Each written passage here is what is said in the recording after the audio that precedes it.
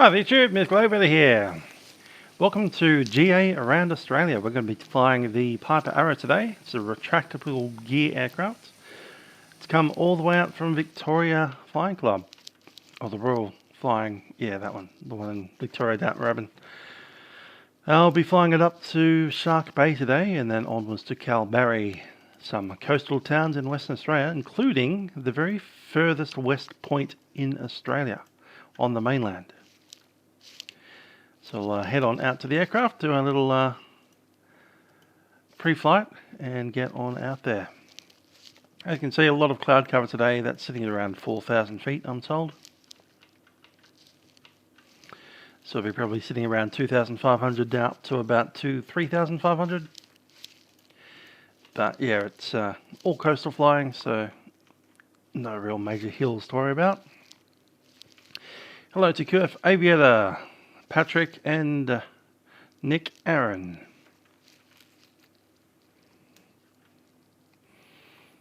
Nick's flying in an American registration.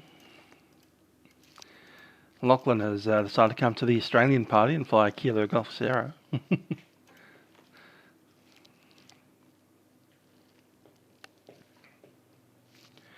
And this is our little Piper Arrow. Right here we have a speed of about 145-ish. It's the first time I've actually flown the Arrow. I've obviously flown the Piper Archer and the Piper Cherokee before, in real life, but not a retractable gear one. So that's essentially what we have here, a retractable gear Piper PA-28. This is our aircraft's registration, Sierra Golf Echo.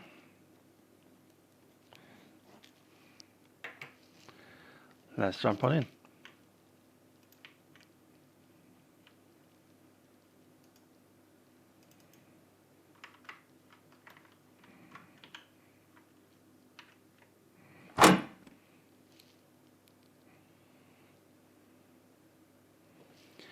As we can see, we've got the tie downs in and some wheel chocks on. We'll pop them off.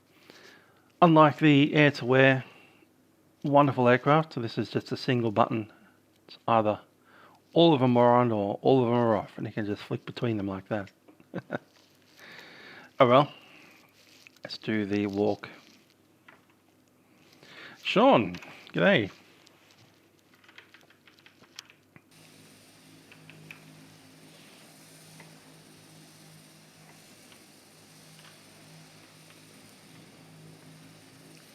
Alright, from the back of the aircraft, you'd pop out the back door and then check our flaps are down. These flaps are gravity, well, you know, ratchet hat flaps, so you don't actually need any electricity to move them. Just pull the ratchet handle and a little weighted pulley system just pulls the flaps down for you. You just pull them to make them go down and wait it to come back up.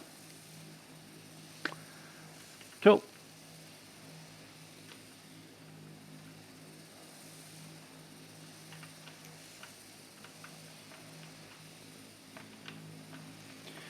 Okay, up the front, let's talk about how much fuel we have on board. We have a capacity of 75 gallons and we burn about 12 and a half per hour.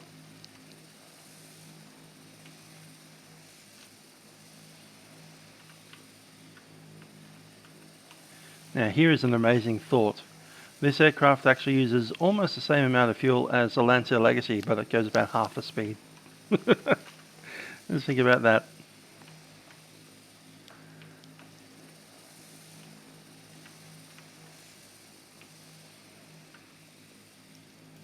Lancer does about 15 gallons an hour, as this thing does 12. Lancer Legacy does about 230 knots in a cruise at 12,000 feet, whereas this thing will chug along doing about 150 if you're lucky.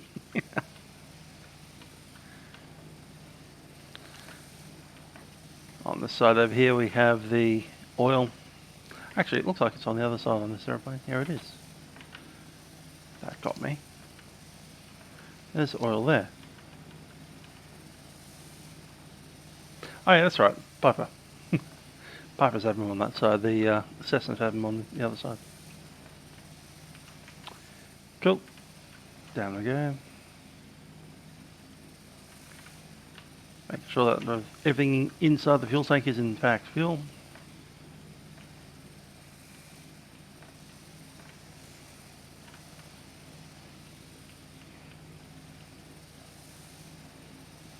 Good stuff.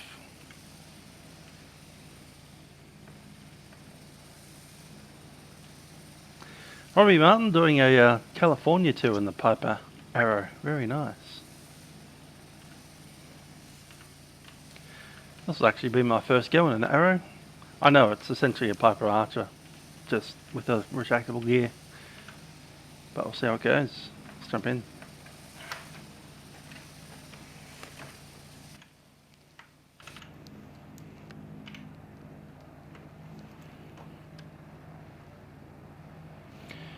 Leave the door open while we talk about flight plans. Oh, there's an extra blue bit. That's nice. So, where are we going today? We're in Carnarvon right now, and I'll pop out a Google window here. So departing here in Carnarvon, in the Western Australia coastline, we'll travel down just off the Great Northern Highway on the shoreline, pop on the beach, put a random waypoint here where this road pops through, so that'll be a kind of visual landmark for us to check. I was going to put a landmark in for this. Our it's Sunday night, toilet inspector might not be in, but when toilet inspector does come in, here is the toilet. He can there you go. It's the only interesting thing on this bit of landmark. So much a place toilet as a major landmark here. We'll fly down until roughly this position on the coastline. This is all VFR. Then I'll make a sharp turn over towards Monkey Mia and Shark Bay. There's a position here where we are abeam Foray Island. This here is Monkey Mia, which is a very well known dolphin area. Basically people come down to the beach to play with dolphins, and it's kind of the most well known dolphin spotting area around, really. After that we'll land at Shark Bay, do a couple of ground ops there, and then we'll pop off again down towards this place called Useless Loop. Useless Loop was found by Dirk Hartog, a Dutch explorer, and he thought that there was a bay in there, so he attempted to make his way into the bay and found that it was actually not possible to get in, so he called it the Useless Loop. Apparently he's trying to get into this bay here, but they never did. Anyhow, once we pass the Useless Loop, we'll pop over this little Carawang, and then into this point, Steep Point, which is the westernmost point of Australia. There is no point on the Australian mainland which is further west than that. Yes, technically there. And once we visit the most west point in Australia, we'll head on straight back to Kalbarri. There's not much out here apart from these lakes, that false entrance. Yet again, false entrance, meaning that he thought that there was a bay there going to here, but there wasn't. I'm just throwing down another waypoint here at Tamala Station, which is a beam to this little bay there. And it's pretty much straight down the coastline until we hit this point. It's about 15 to 20 miles away from Kalbarri. And we'll know it because it's got this really weird intersection of roads and telegraph lines. And then we come down to Kalbarri. Kalbarri is a little bit of a, tourist town. fishing mostly, holiday homes, golf, and this river here, the Kalbarri Brook. Anyhow, I popped all that information into our navigation log. We're going to assume that we're going to be about 145 knots. We'll adjust this as we fly and see how it goes. 8 minutes, 6 minutes, 8 minutes, 6, 5, 4, 3, and we're at shark. Should be about 35 minutes. Okay, aircraft, seatbelts, and a lap, and a shoulder strap as well. If we do need to leave the aircraft, just like the Piper Cherokee, it's only one door. Walk on the wing, meet at sail. Let's go.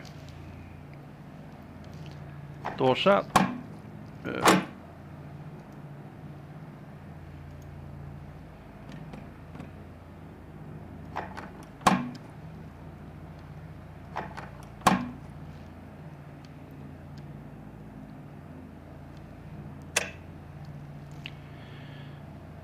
Okay. Just gonna grab the flaps up.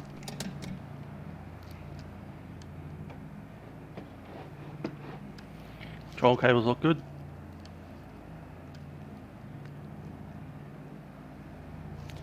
Checking the compass out to 0.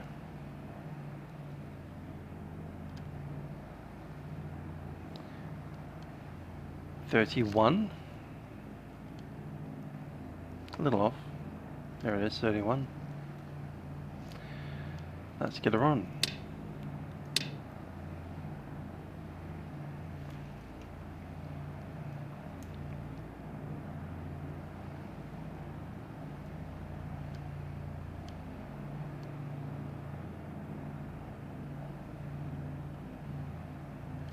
Fuel pump. 1, 2, 3. All good to go.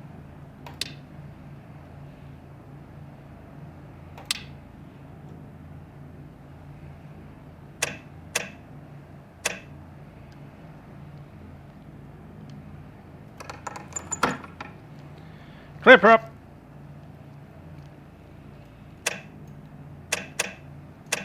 Around, give her it.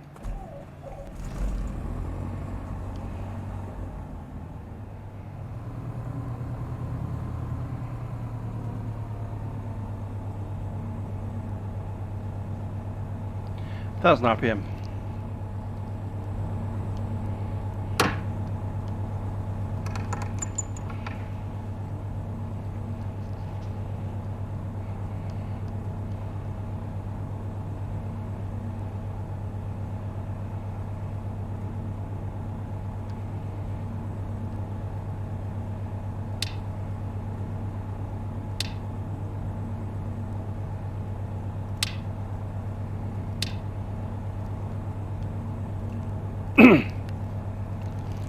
I think I'll just chuck in the old Shark Bay.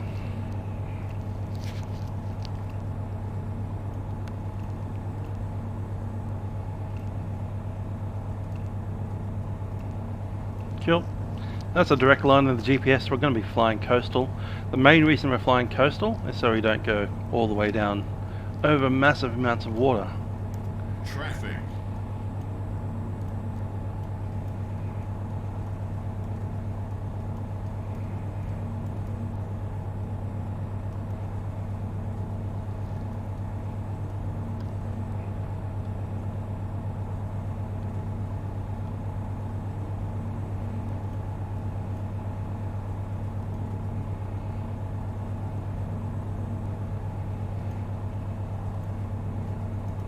Is the old GPS 100 that we don't need because I've got a GTN 650, much better system.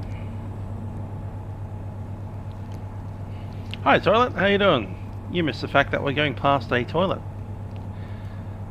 How about this for a landmark? We come out of East Carnarvon, straight down this road, there's New Beach, and here's a toilet. Just as it says on the tin. Just a toilet. It's okay. I'm going to zoom into that and have a look Welcome to the toilet. Is it behind the tree? What's going on here?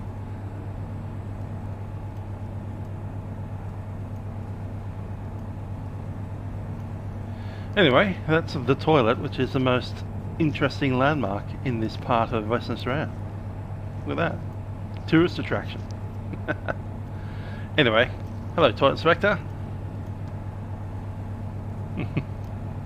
How are you? Hope you're doing well. Looking down here, we have the fuel set onto the... which tank is that one? That'll be on the right tank. I might switch it over to the left at the moment actually. And we'll start our way out. Let's have a look at Carnarvon's Carnarvon info, 122.1 set.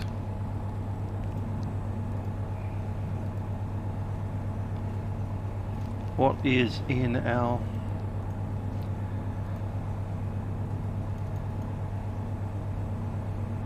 So elevation is 13.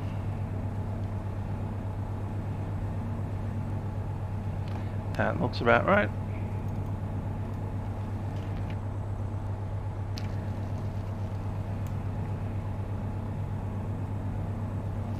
And let's pick up the ATIS.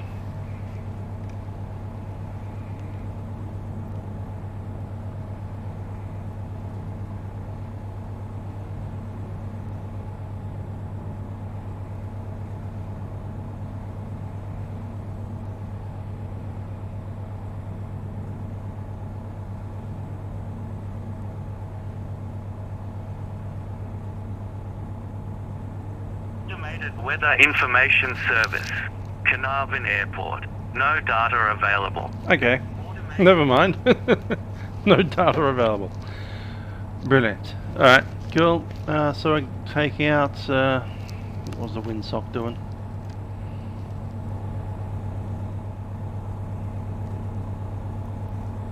It's going that way. Cool. So I've got wind blowing off into east, I guess. What's to the west? We're there.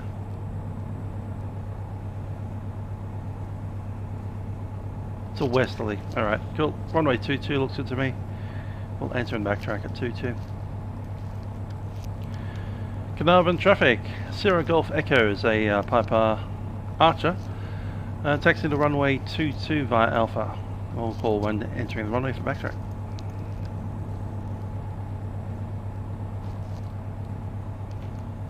Brakes are off. Yes, it is. Royal Victoria bird.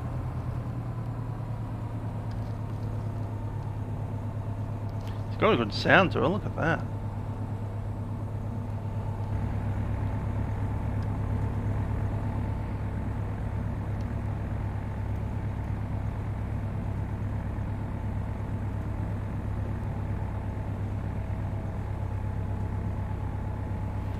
Yeah, 126.7.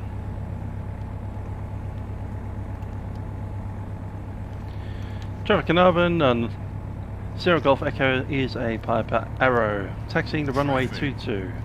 We'll call once entering the backtrack 22. And Bravo Delta Bravo Alpha will be taking off now. Well, lining up, sorry.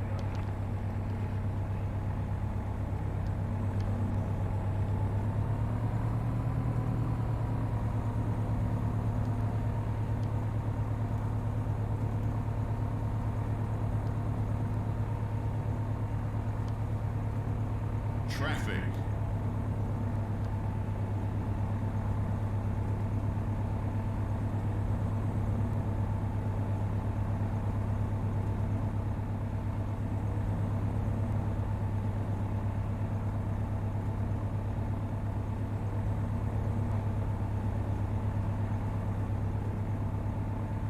Carnarvon traffic, November 10 Alpha taxi is a Moonia claim will be taxiing out to runway 04. Carnarvon traffic, Delta Bravo Alpha is taking off runway 04 for southerly departure to Shark Reef. 04, right? Carnarvon Yeah, go right. Sierra lights up runway 04. Carnarvon traffic lands at Tango Delta Kilo passing through 1,000 feet. 360 would be even better. 2,000 departing upwind. Runway 04 for Shark Bay. Carnarvon traffic.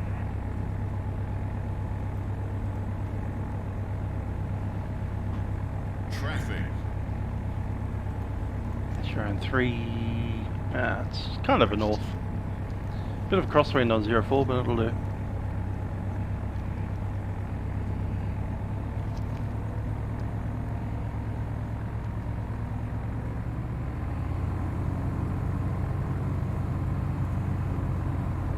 Traffic.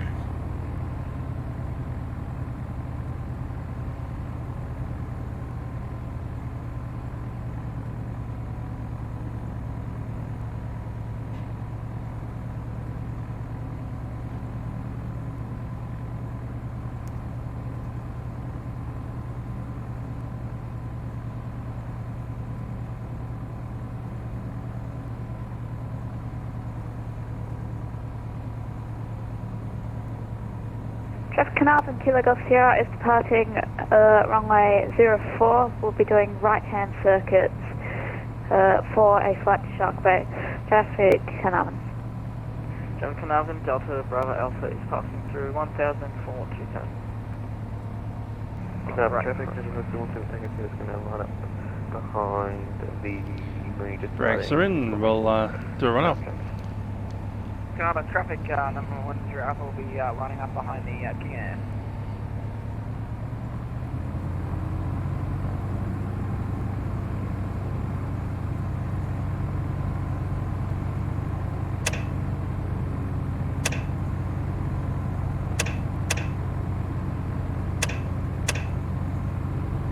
That snap is a bit much.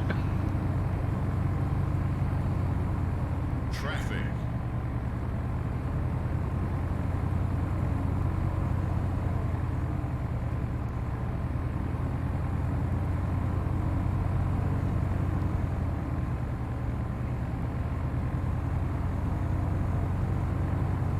Traffic.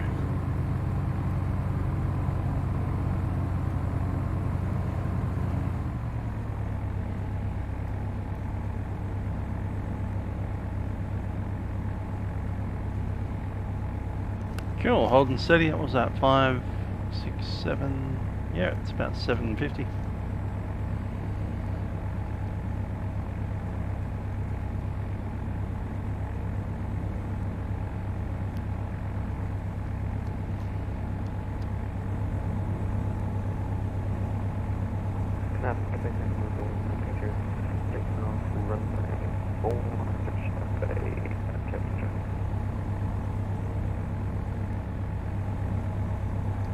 Traffic Carnarvon Kilo Golf Sierra is climbing through 1,100 for 3,500 direct to Shark Bay.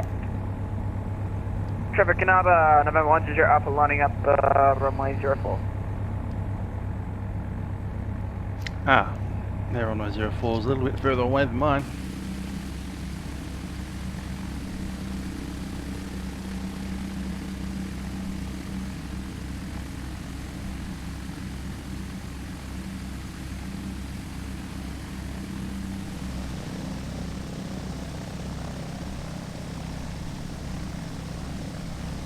Traffic.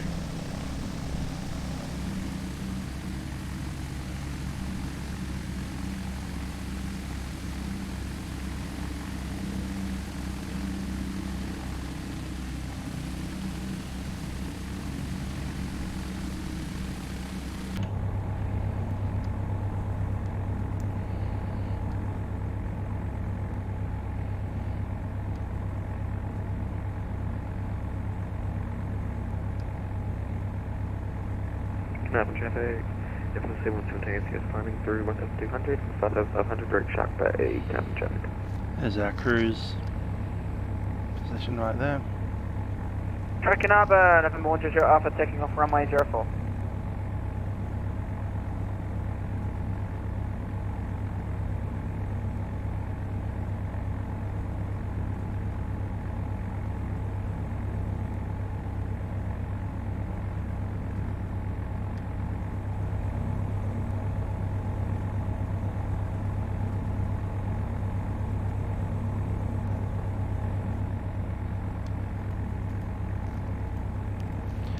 Traffic Carnarvon, Sierra Golf Echo is a Piper Arrow, entering runway 04.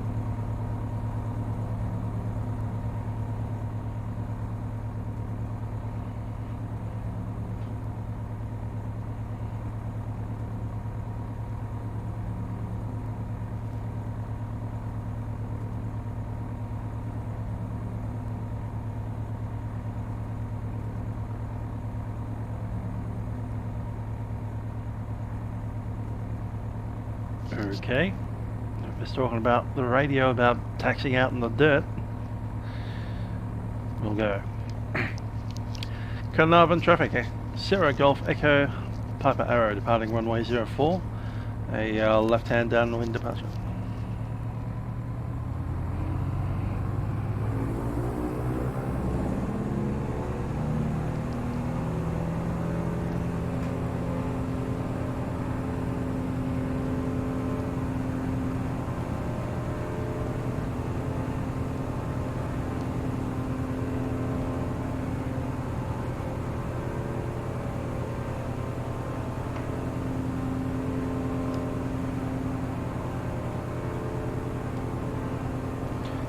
Yeah, coming.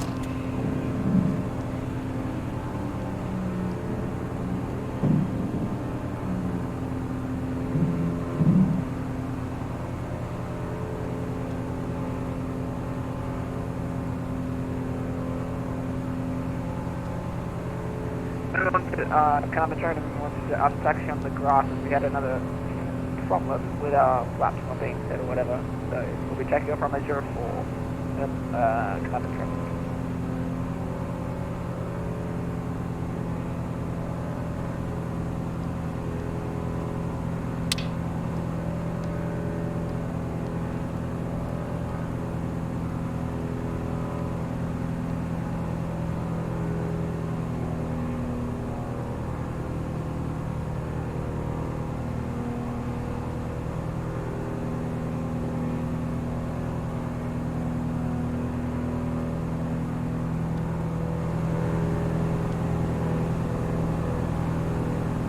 Carnarvon traffic, November 120, entering on the grass, and we just crashed. Good, Jill. How much pressure are you going to hedge on? And November 120 up is back. We just had an interesting entrance on the runway. We'll be trying to execute some sort of takeoff. Slew, press F4. Good luck. Thank you.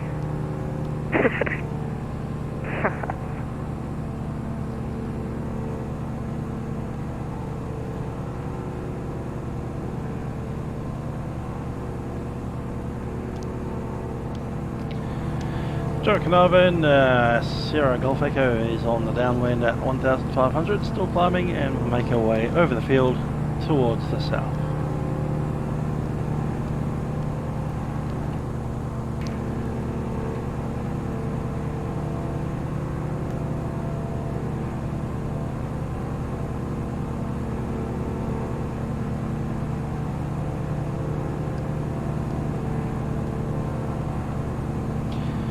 Wonder if we can find the Carnarvon dish. There's a big space satellite dish out in the desert, not far from Carnarvon. It was used to send telemetry to the Apollo rocket and the Gemini before it. Gemini looks a lot like this.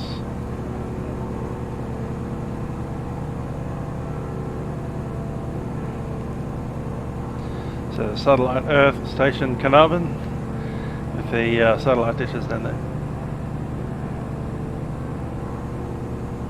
Okay, well, Go full flats. Actually, don't do that. yeah.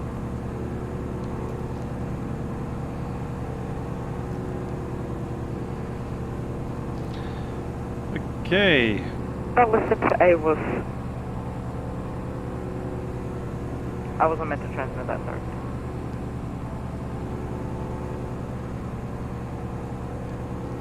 So that was passing through at about what time? 13 currently.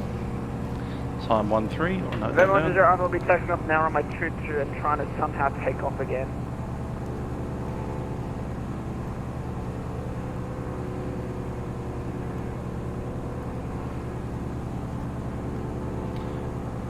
So 13, 14, 15, 16, 17, 18, 19, 20, 21.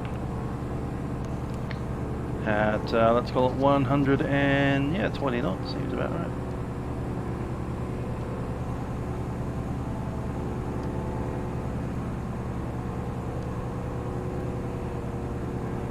$3,005. Let's see if we can get all the way up.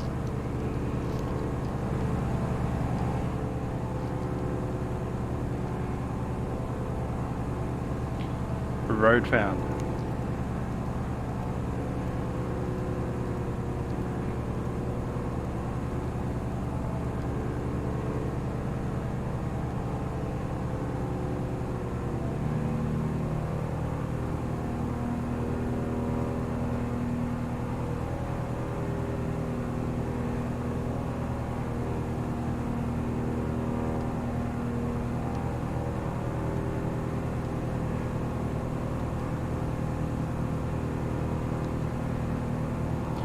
Time's currently 15. We should be passing a road at 21.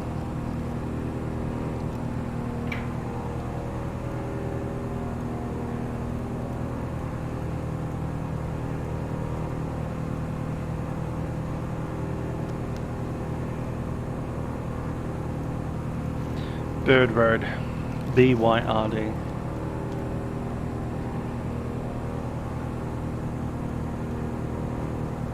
Was a Bluebird Beach, something like that.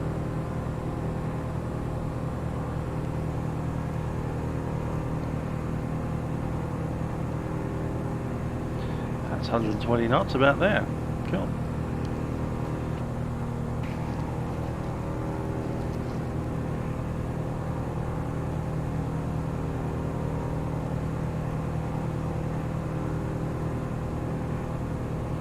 Be about there. Spotted.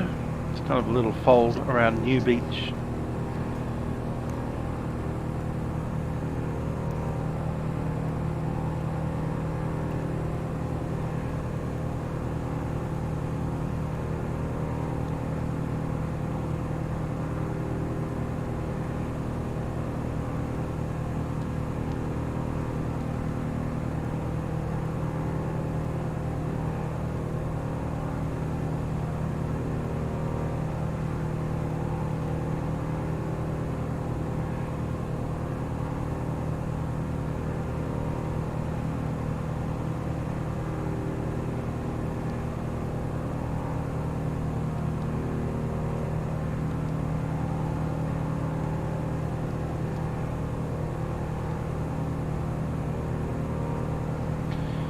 That's where we want to be.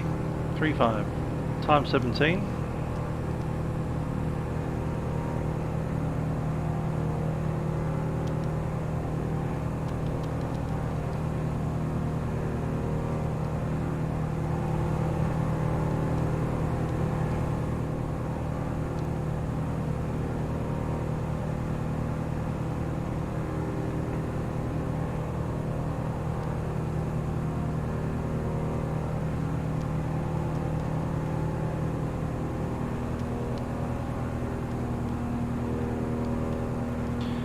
Alright, we'll stable ourselves at 3,500, tracking straight down there. We've still got about another 3 minutes before we cross that road.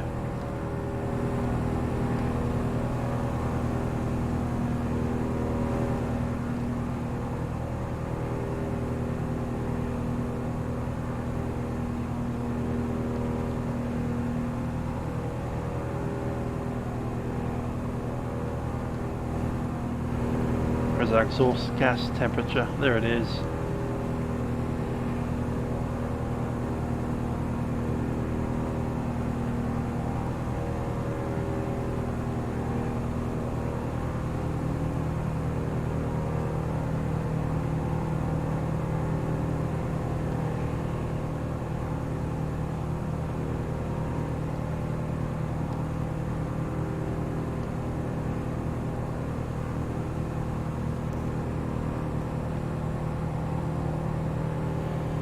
Okay, coming up on New Beach. Time is currently 18, 19, 20, 21. Though we have accelerated away from 120 knots now. To be honest, we were climbing out at about 100 knots for a while, so it's a bit of a catch up. See how it goes. 3 minutes of being slower than expected and another 3 minutes by being faster than expected by about the same amount of speed should even up, I reckon. And if not, reset our clocks anyway.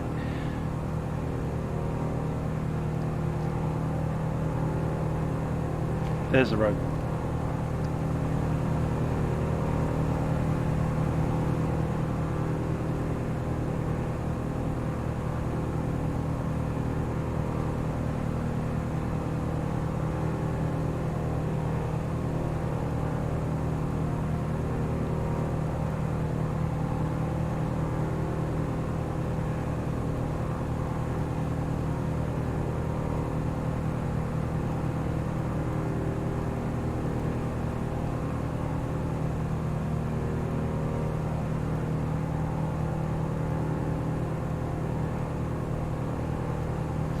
Get Barnix.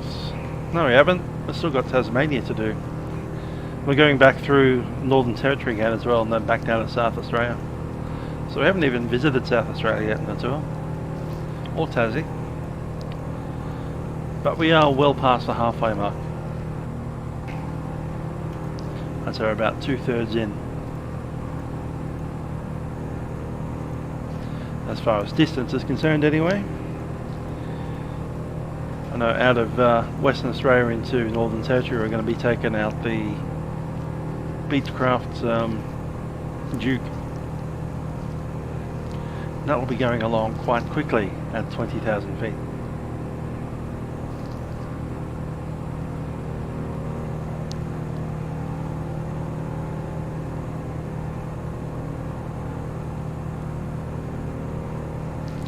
Aussie, we left Essendon Easter 2019,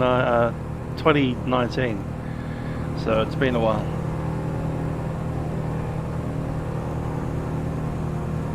No, we didn't touch Tas, we went straight up into Mount Hotham.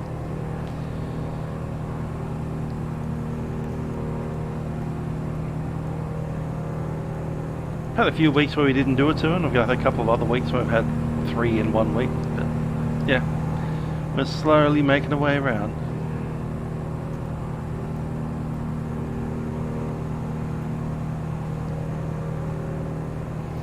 Nah, I don't want to do a jet, I want to do props.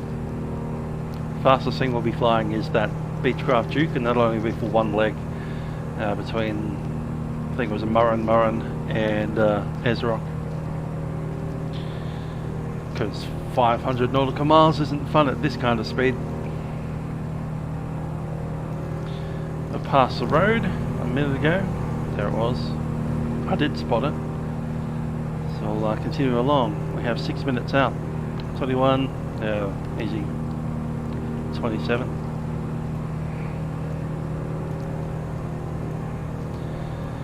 I'm not sure if we're doing Woomera. I don't have scenery for it. We are doing Giacint or Jacinth Mine, which is pretty close, and Sajuna,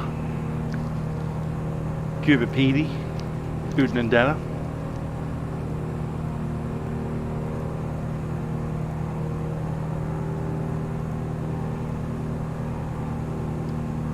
Just checking our speed out. It's about 100 and... Let's see, what is the temperature outside?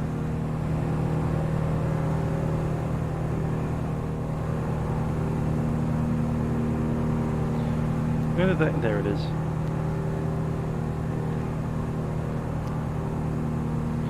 about 19, 18 degrees.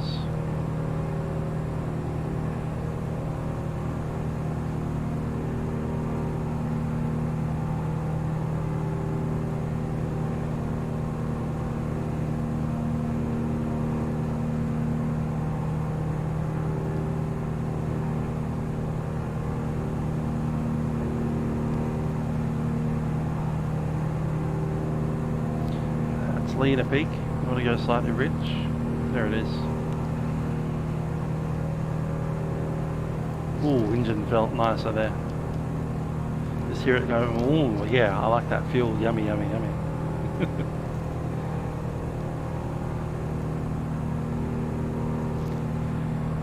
So next one is the toilet, and after that was Wormel.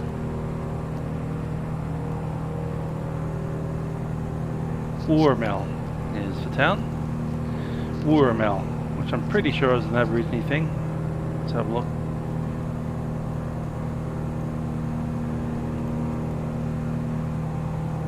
Not really. It's a Wormel station.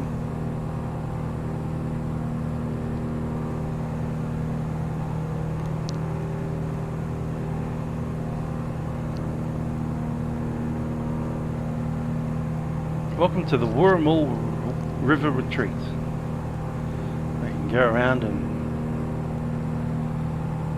be a hipster.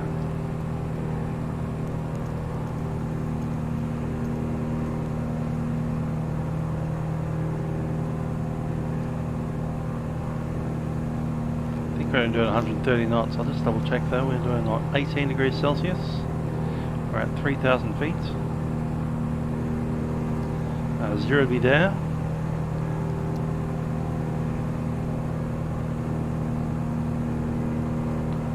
So 0, 10, 20. Start. No, could be doing about 145, 140. What's this thing think? 145. Alright. Compare that to what our ground speed should be, 151. Okay, we're about 5 short of that, so we're calling out 140 all the way through.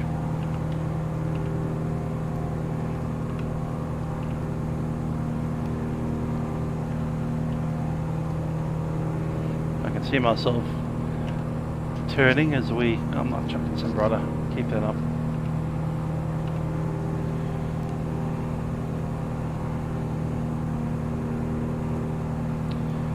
Yep, that works out. 45 minutes, 47, 27, 1 minute out from the toilet. There it is. That's the toilet right there. That's too funny.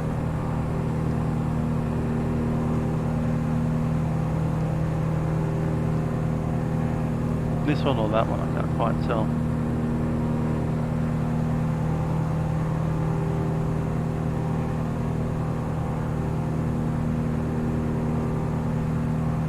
We're going to go ahead and call it that thing. The toilet. Toilet spotted.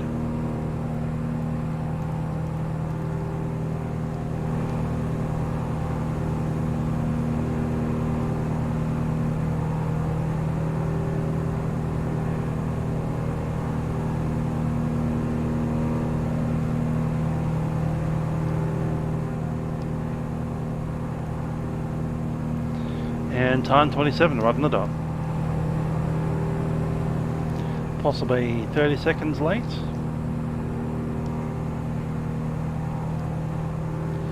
Flying well so far. We're leaned out properly. We've got the prop RPM sitting at 24 and a bit.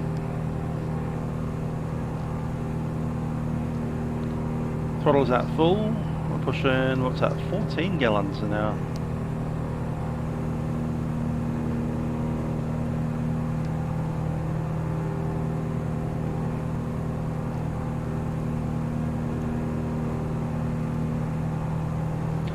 Let's talk about Shark Bay, and actually before we do that, let's look at the math. 8 minutes after 27, 8, 9, 10, 11, 12, 13, 14, 15.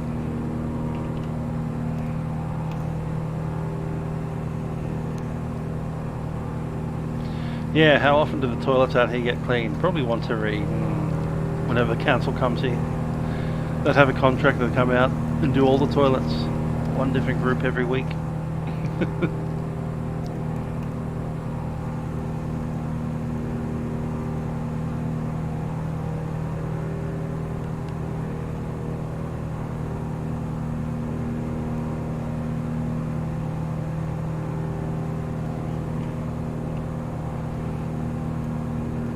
So Wormel, at time 35, we make a hard turn out to the east, out into the ocean here.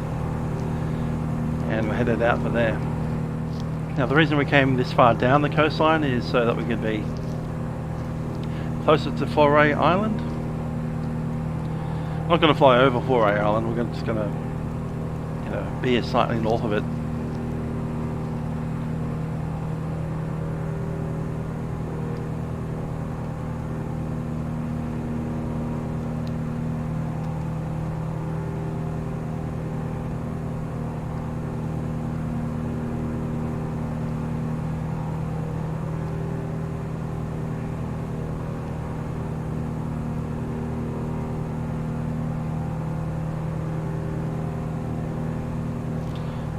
I think I can see, it's either this one or the next one, but I suspect it's this one coming up. Time 35. A bit of an indentation in the beach.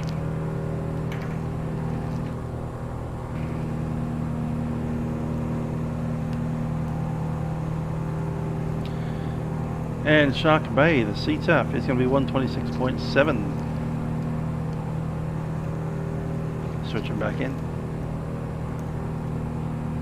See what the crew's doing.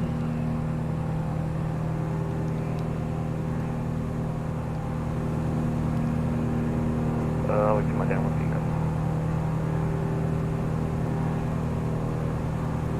up. Say again.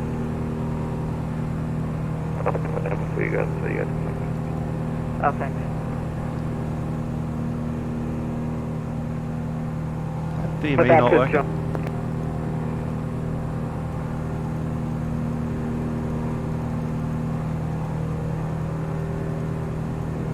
Yeah, so. Delta Bravo Alpha is turning distance on runway 36. Shark Bay traffic.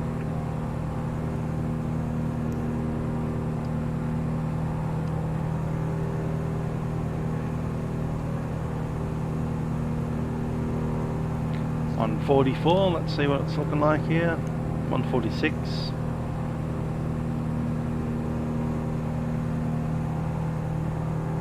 Too high. By 2. Let's see if we can gain 2 knots somehow.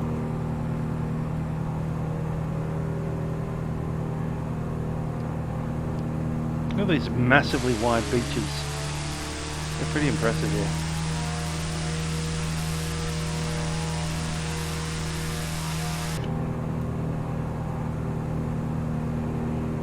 As we go spearing off into the unexpected turn there. There's our island. It's FLAi Island. F-A-U-R-E, named after a man called Shark FLAi. Bay, Kilo Golf Sierra is turning base for full stop landing runway 36. Traffic update. 3 minutes more and then we'll make our turn out over the ocean. Okay, so making sure that you have your life jacket. These are blow up life jackets and you can, most of the time we don't fit them, we just clip it in, make sure it's available to be pulled up, but don't pull it up. Full stop. If we do have any engine failure while we're flying over the ocean, I will let you know. Once we get to about 1,500 feet on the descent, I may need you to hold the controls for me while I put on my own life jacket. If we do need to descend into the ocean and the engine is not giving us enough power, I will of course turn towards the island. The intention is to make it all the way to FLAi Island or back to here. And Shark Bay traffic node 130 up will be entering after the We can visually see FLAi Island. We'll be doing a touch and go. And, So we're good. And go back. How far away from Shark Bay? Still 30 miles out.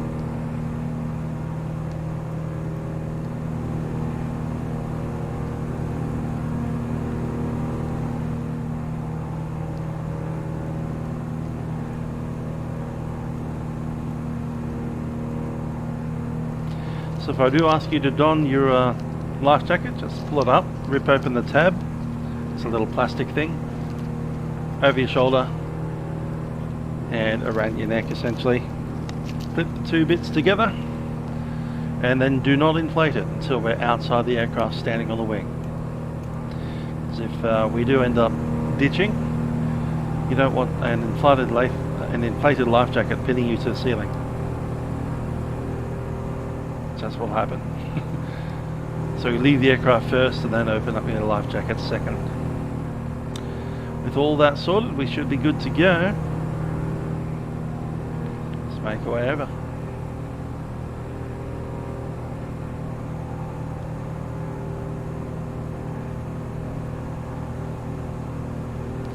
Good thing is we have a retractable undercarriage on this aircraft, so if we do have to ditch, we don't have an undercarriage there that's going to flip you upside down.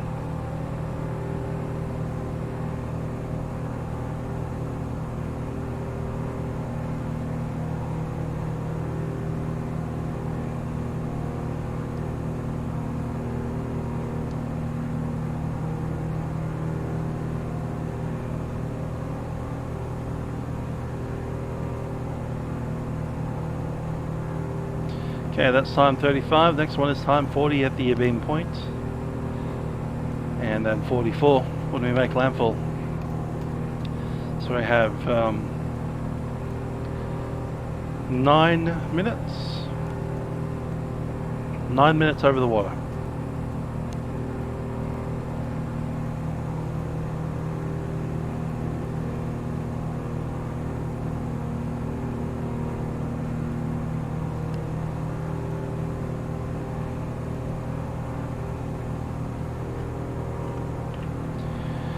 And then only 3 minutes thereafter down the Shark Bay. In fact, I think we might divert up towards Monkey Mire once we get across this little strait of water.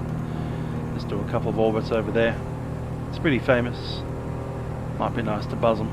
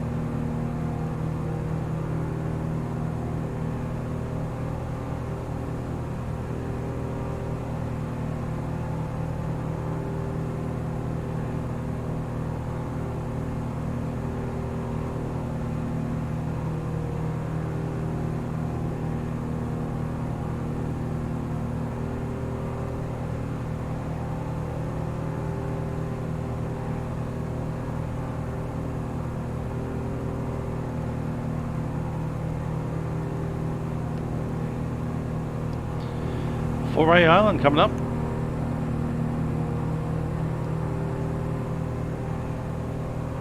Couple of reefs just offshore it as well.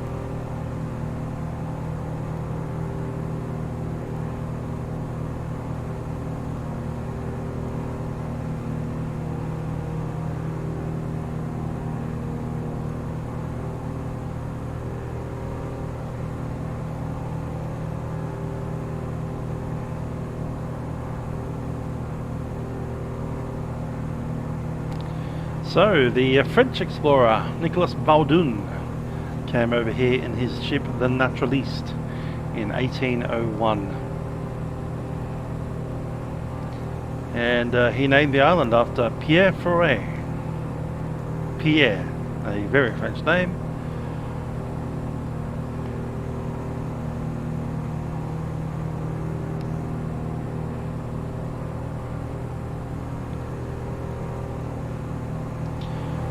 Highest point of this island is 26 meters above sea level. Limestone, a couple of red sand cliff shores, and mostly clay pans, white sandy plains, and red sand.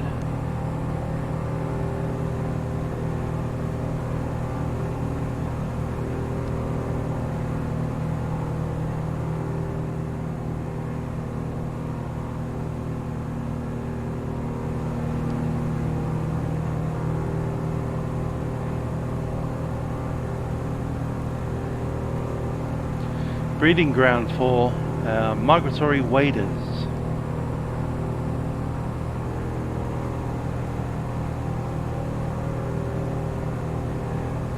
And pied cormorants. Roughly 1% of the world's population of pied cormorants live here.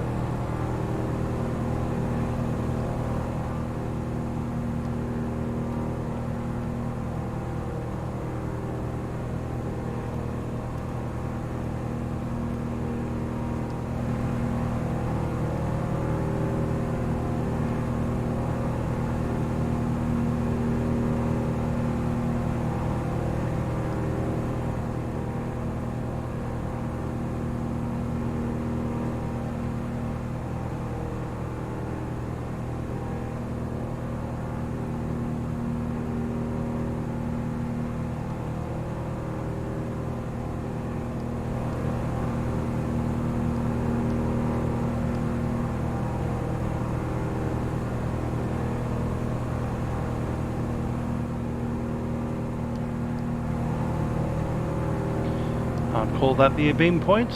Time 39. So 1 minute early. Not really. A couple of seconds early. We're pretty much on time. We'll make the shore at about 44 in 4 minutes time from now. Clearly at this point, if we were to have an engine failure, we'd turn back to land on Foray Island.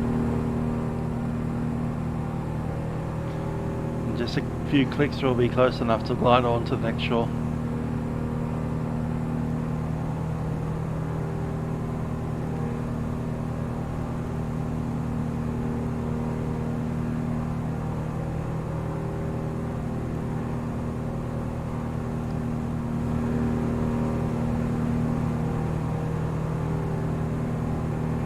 There's a Monkey Mia. Monkey Mia is well known as a tourist town. A very big tourist attraction is going there to swim with dolphins. They come up onto the beach, kind of nuzzle you for food.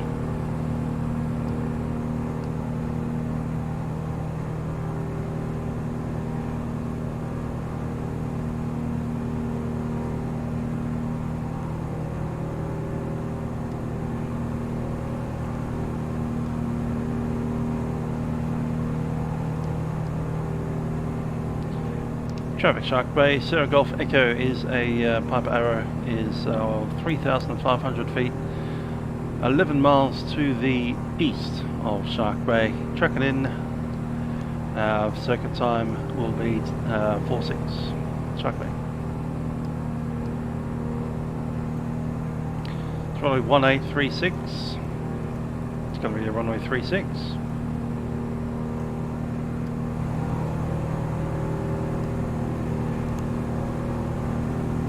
Back a bit, g'day!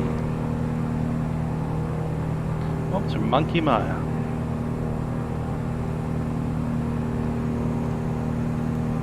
One lap around the Mia and then on to Shark Bay Airfield.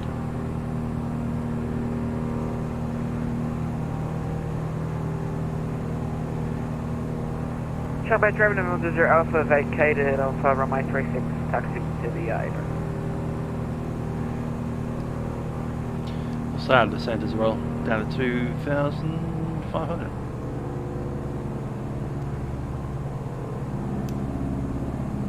Mixture coming up.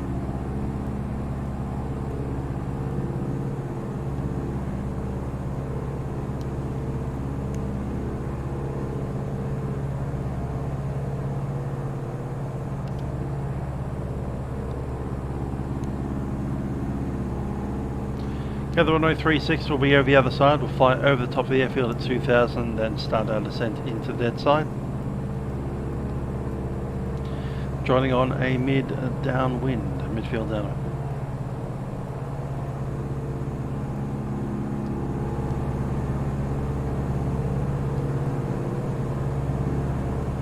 There's the road to Monkey Mia.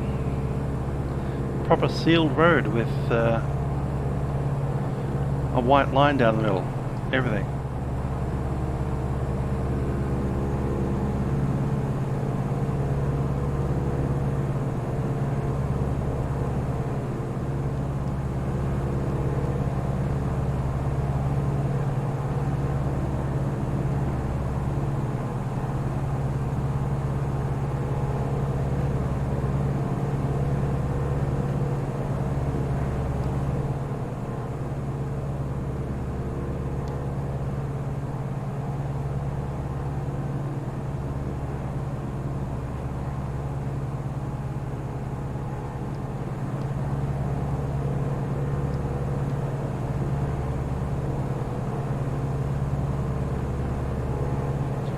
So there it is, Monkey Mire, that nice little sandy shoal right about there, and this big one here, which is the one that the dolphins come up on.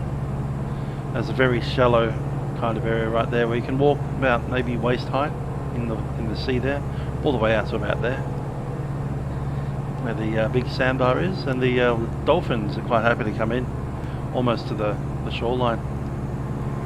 They just wade out into this kind of waist deep water and feed the dolphins. That's the main thing they do here at Monkey Mire.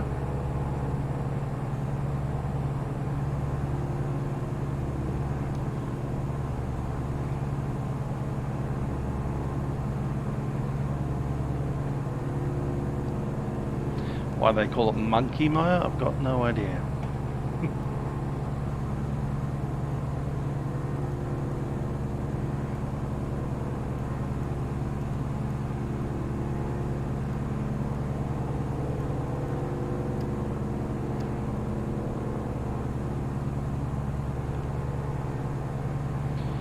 Township is Monkey Mire, M-O-N-K-E-Y-M-I-A.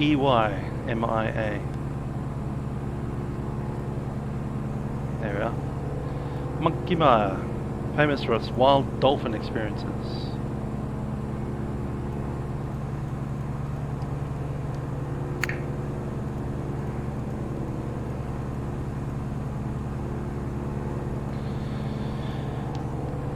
Traffic Shark Bay, Sarah Golf Echo is 8 miles inbound now for runway 36. We'll be passing overhead the field to join the midfield downwind to runway 36 Shark Bay.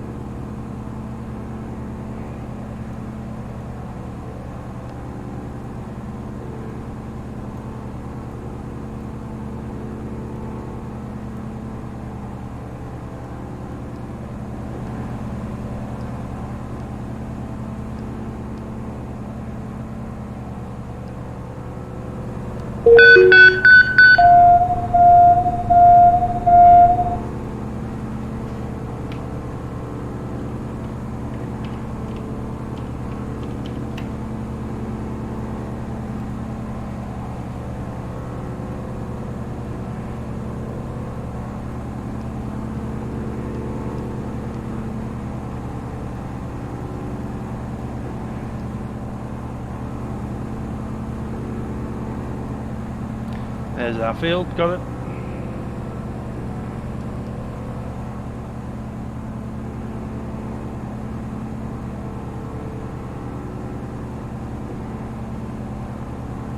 Cut in to make our overflight, 1,500.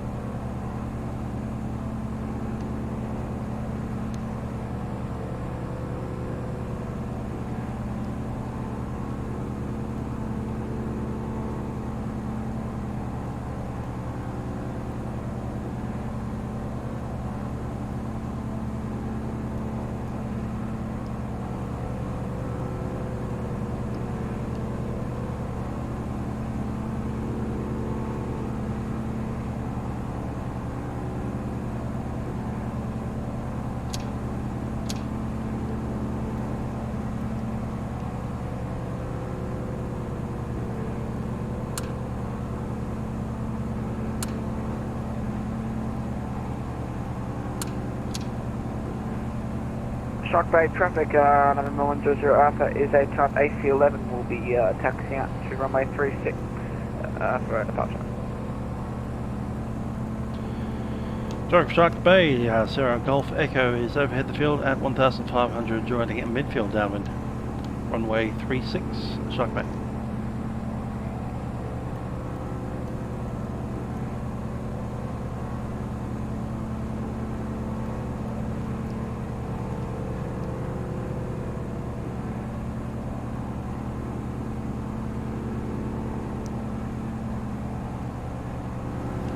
Little salt lakes here where the water has dried up and just left the salt.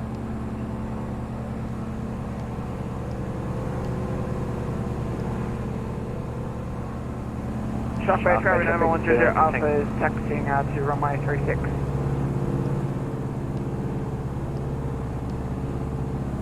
Shockwave Traffic, then it's Tango Delta Kilo is taxiing holding short runway 18.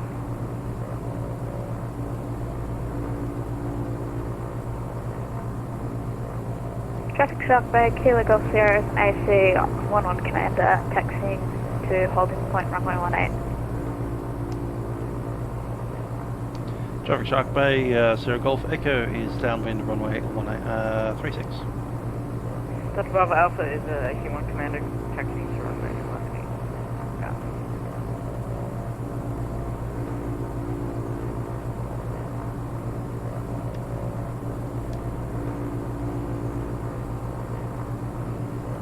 There it is.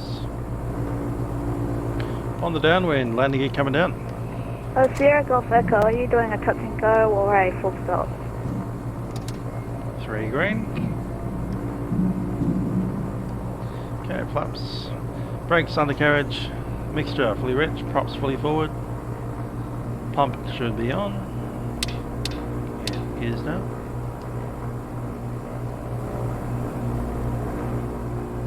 Seats and harnesses are secure.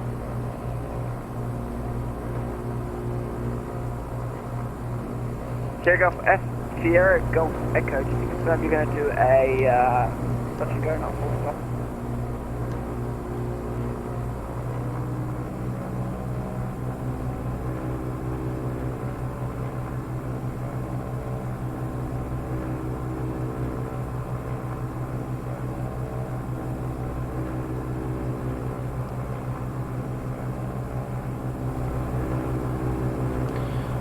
Traffic Shark Bay, Sierra Golf Echo is base runway 36.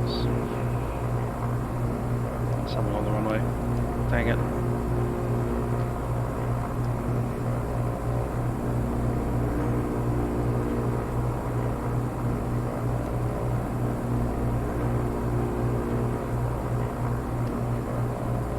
By traffic, Banana Tango Delta Kilo is holding short runway 18, waiting for the Cherokee to come in.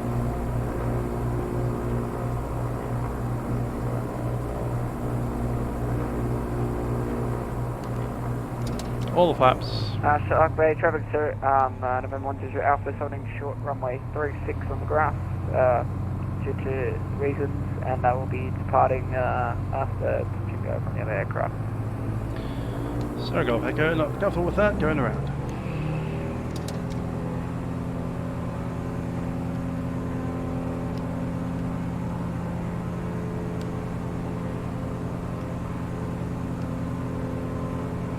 Sierra Golf Echo will make an early turn midfield for the crosswind and re-enter circuit for runway 36 on downwind.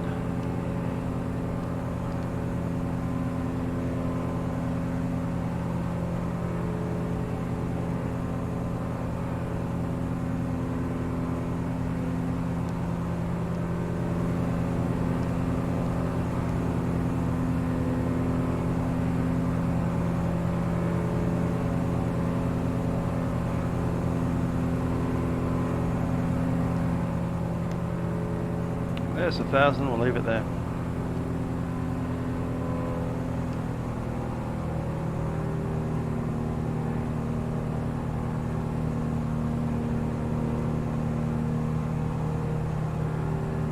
November 10 Alpha is taking off runway 36.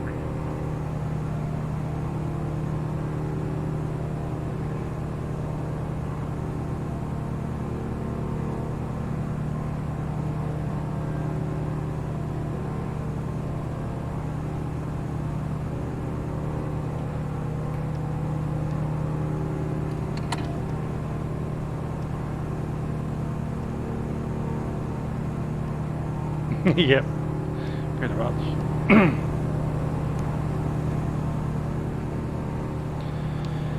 Traffic Shark Bay, as Sierra Golf Echo is on the downwind runway 36.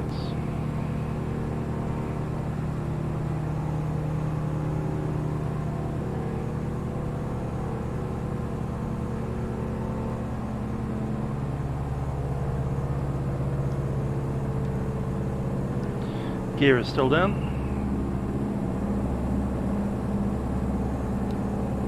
Broadway traffic, Banana Tango Delta Kilo entering at runway 18 best tracking 36 will go half line, turn around, take off.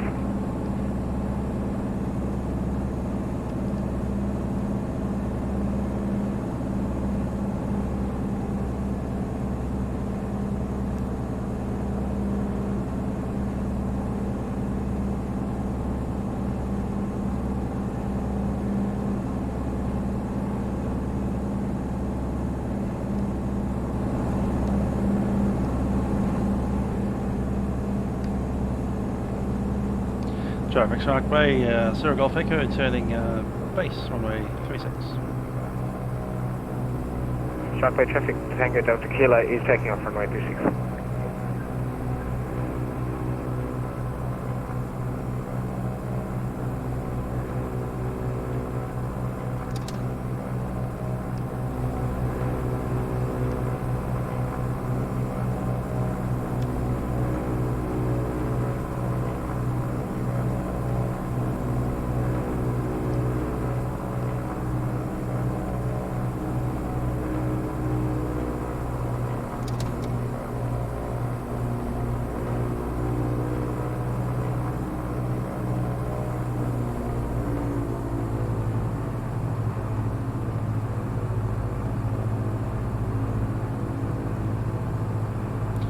Shark Bay traffic, Sierra Golf Echo is turning final runway 36.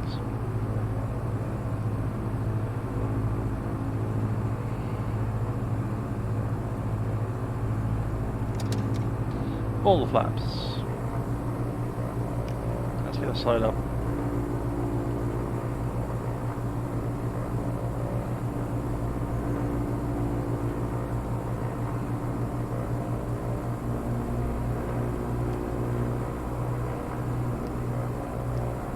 Shark Bay traffic, Bonanza Tango Delta Kilo is departing upwind, passing through 800 feet for 1,500, tracking direct use of loop.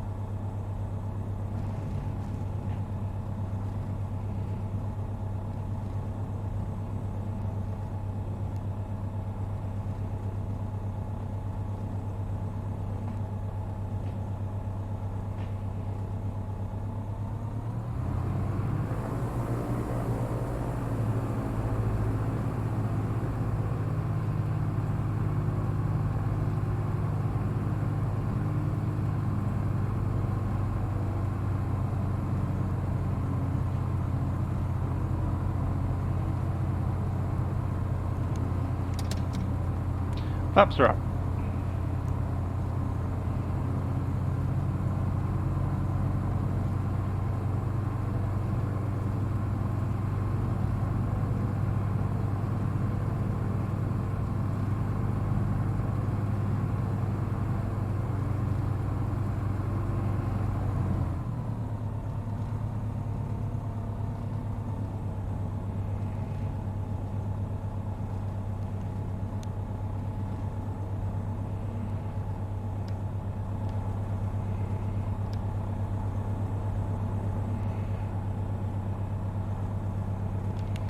There's a gravel taxiway. Ah, so there is, right down, Alpha. Cool.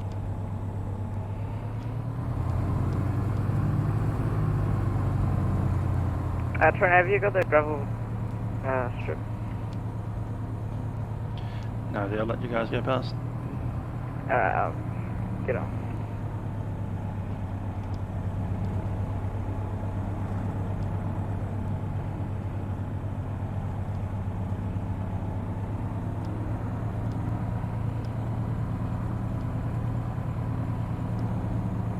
Thank you.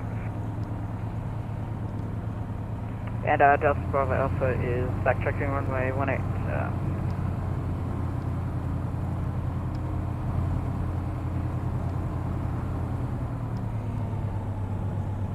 And Delta Bravo Alpha is backtracking runway 36 in full distance.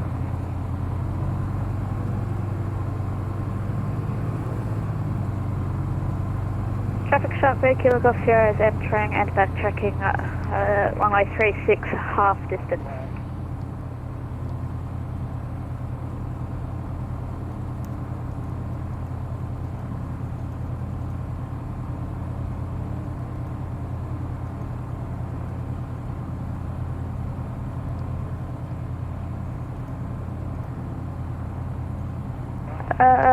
On second thoughts, we're going to need to taxi on the grass because scenery's bogged.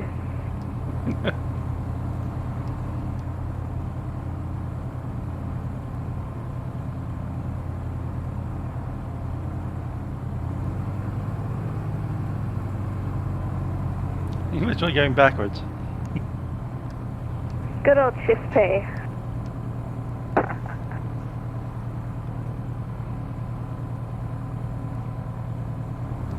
Useless loop traffic. Bonanza Tango Delta Kilo is 10 miles to the north. We'll be making a touch and go at useless loop.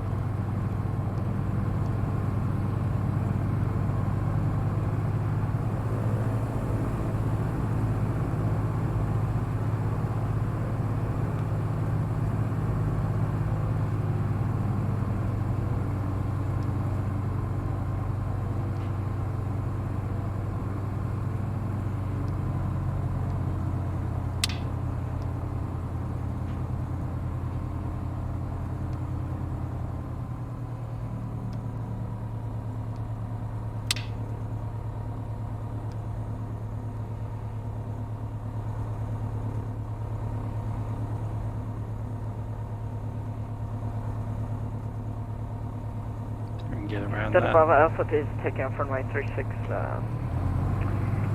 for tracking direct useless lake.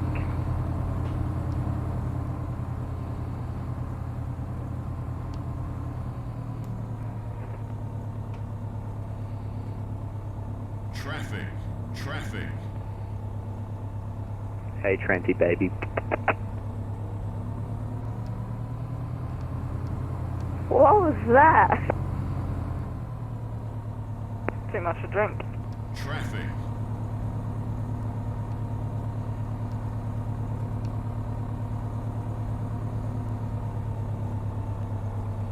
Brakes are set.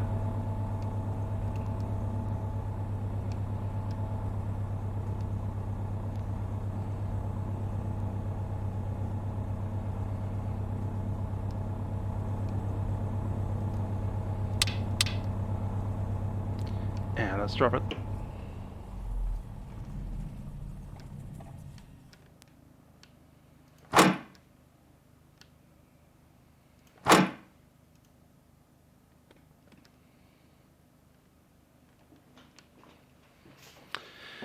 Cool.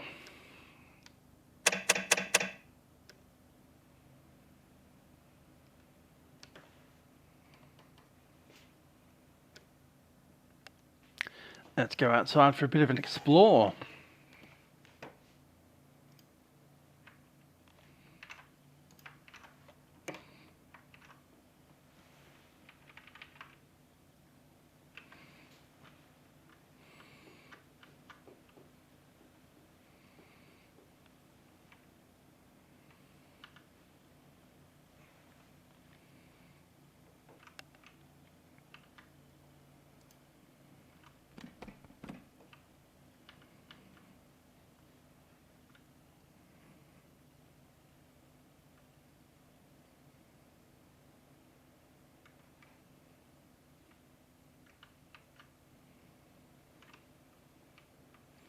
Landing fee.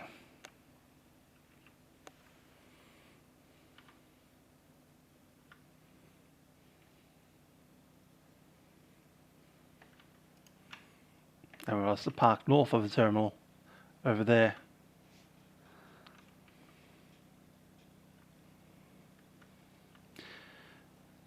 enough. We could jump back in, but we're not going to be here long, so... Shark Bay Airport. I'm sure these murals are real.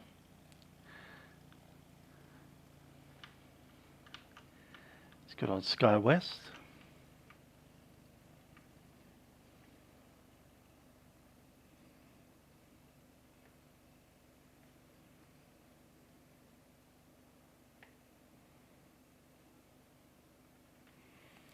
That'll be a Fokker 100 aircraft, pretty sure.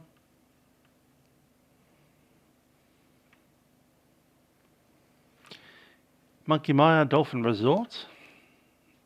Outer Bank Cruises, bunch of maps around here.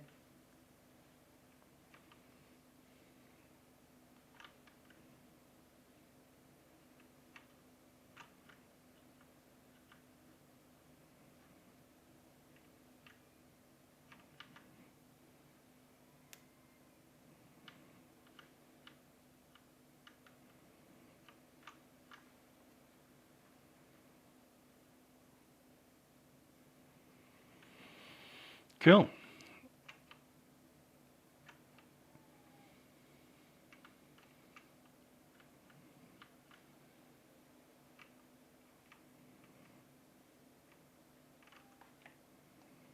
And a good old flapping Australian flag up there.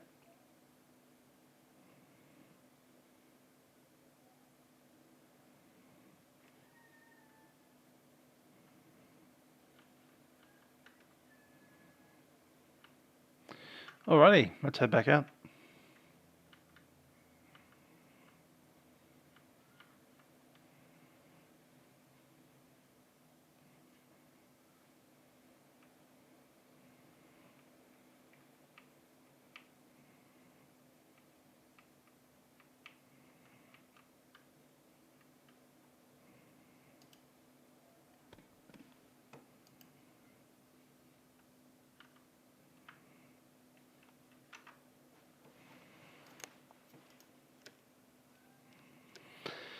No, I've never been here to Monkey Mia or Shark Bay in real life.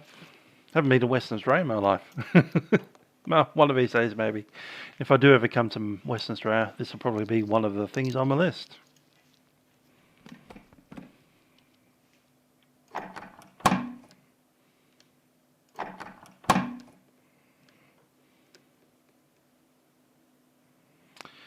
Okay, let's start the old bird up. She's flying well, about 140 knots, so we'll stick with that. Let's look at our flight plan for the next section.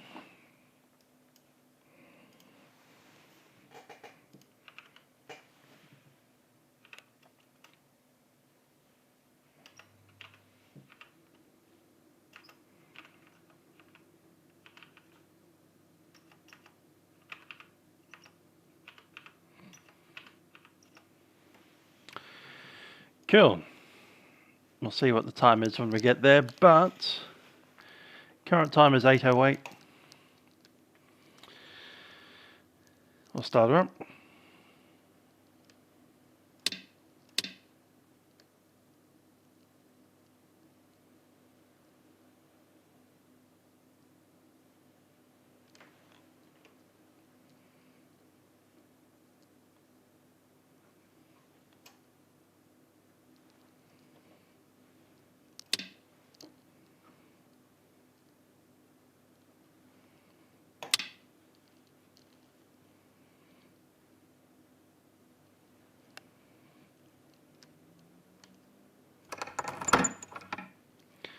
Clear prop.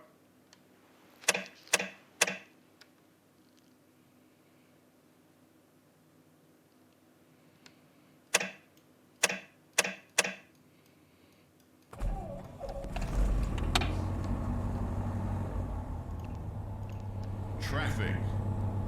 1000 RPM.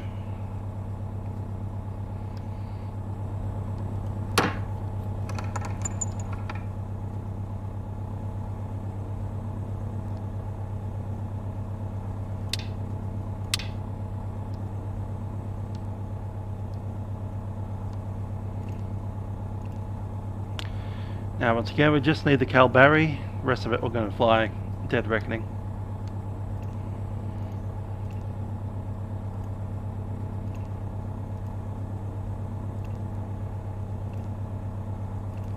Kalbarri, Western Australia. So off this map, what we're going to be doing is flying down towards UZX Lib, which is on the other shore here. This is Carnarvon Island. We'll just be heading down to the south of that, and then having a look at the furthest west point in Australia before we head down to Kalbarri.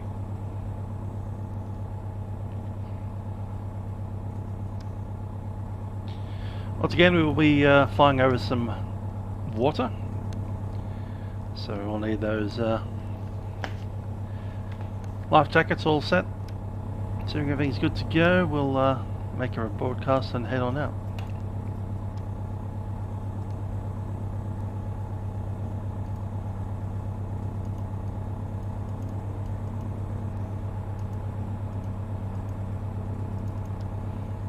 Don't need it anyway.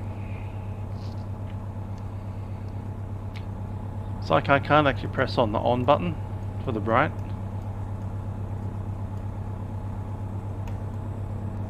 I can press the off button quite happily, but I can either press the off button or I can hover over the on button and press it off. Okay. It's mixture down. Head on out towards the runway. And traffic Justflight Just Bravo Alpha is turning final runway 13.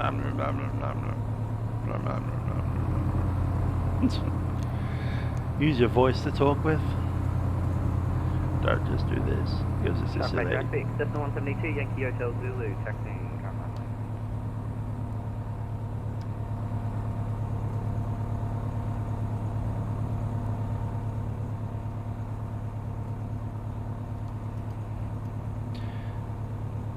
Traffic Shark Bay, Sierra Golf Echo is taxiing runway 36 to backtrack. Useless traffic, Tango Delta Kilo, downwind runway 10. Useful Lib traffic, Kilo Golf Sierra is base, runway 10, touch and go.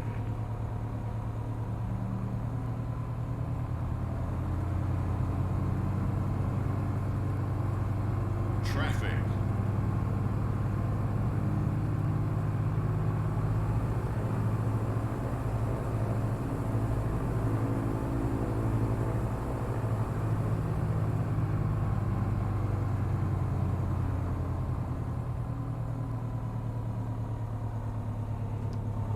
Delta Bravo Alpha is doing an emergency landing on the field because our plane will not turn. A bit right. Traffic Useful Lib, Kilo Golf Sierra, short final on 10, touch and go. 2,000 RPM, sorry.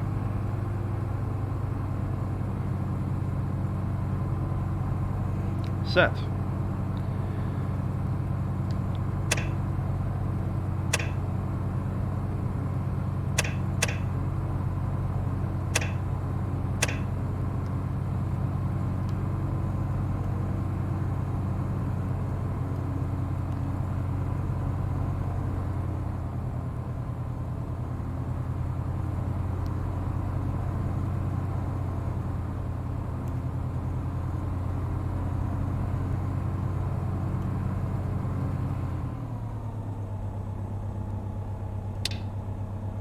Traffic Useful Lib, Kilo Golf Sierra is finished the touch and go, doing a left-hand circuit for another touch and go, runway 10, turning crosswind right now. Lights are in, we're good to roll. Just checking this heading. Got 275, I think. Yep, good to go. 272 is on. Traffic, It's actually the other way around, isn't it? Two taxis, onshore 318, Shark Bay.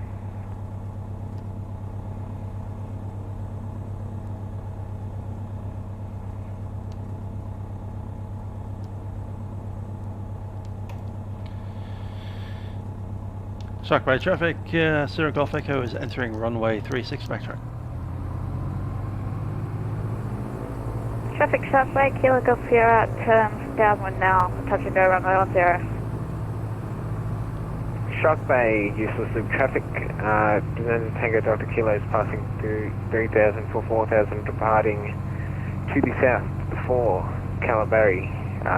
Useless Shark Bay traffic.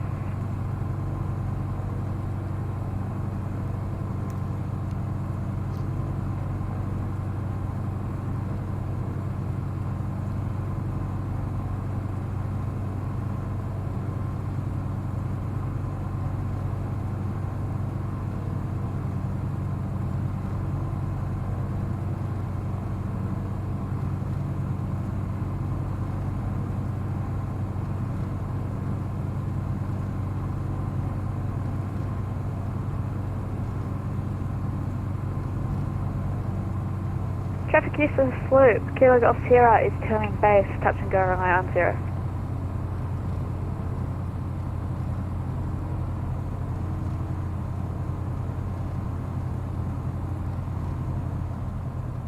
Shark Bay traffic, Yankee Hotel Zulu, 1 inshore, 1A.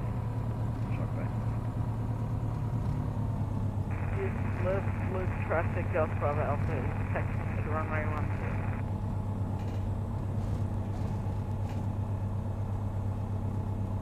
Ran it off the end a bit quick.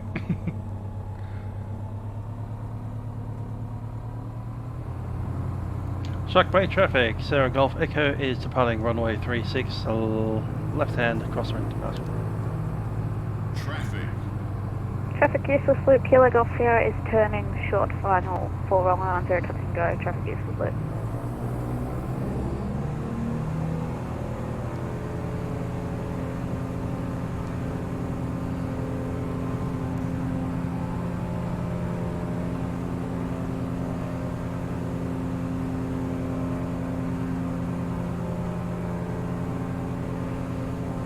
Gear coming up.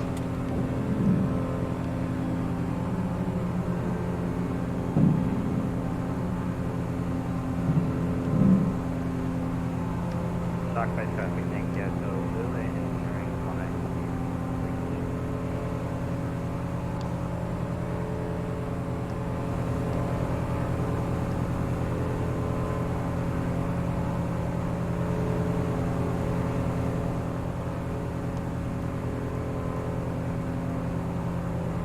Traffic useless loop, Kilo Golf Sierra is climbing through 300 for 3500, direct Kalbarri, traffic useless loop.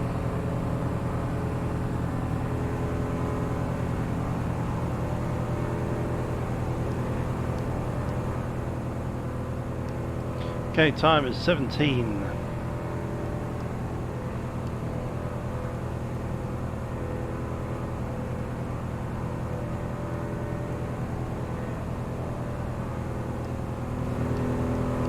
Flying straight through there. Useless loop traffic, Delta Bravo Alpha is taken from name 10. And then tracking direct to Kalbarri. Shark Bay traffic, Yankee Hotel Zulu, runway 3.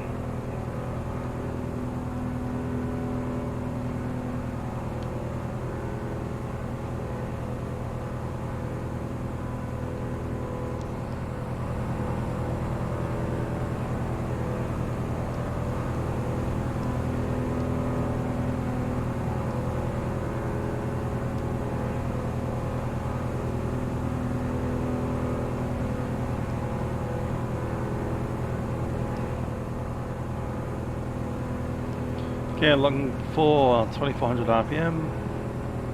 There you have it.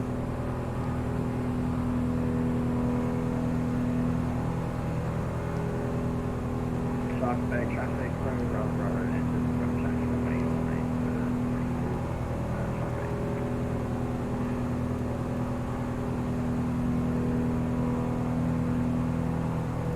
25. Useless loop traffic. Delta Bravo Alpha is passing through 700 feet for 3000, maybe 4000 feet. Yep, 4000 feet. Tracking direct to Kalbarri.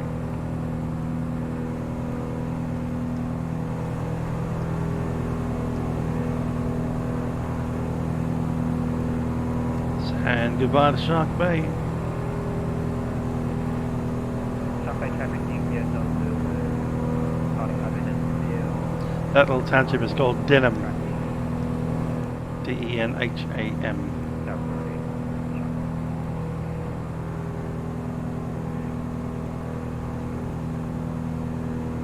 Right, useless loop is pretty easy to spot. It's that big white thing right there.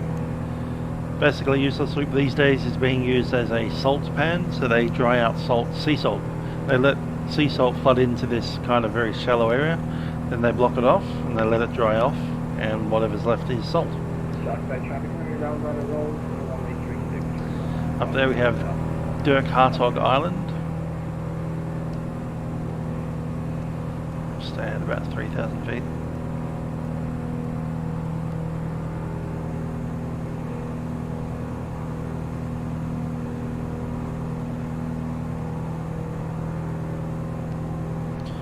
So Useless Loop was named by Dirk Hartog, whose name is now that island over there.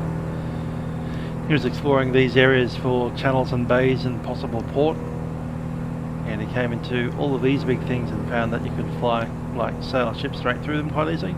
Came to this one expecting to have the same, but yeah, it doesn't go anywhere.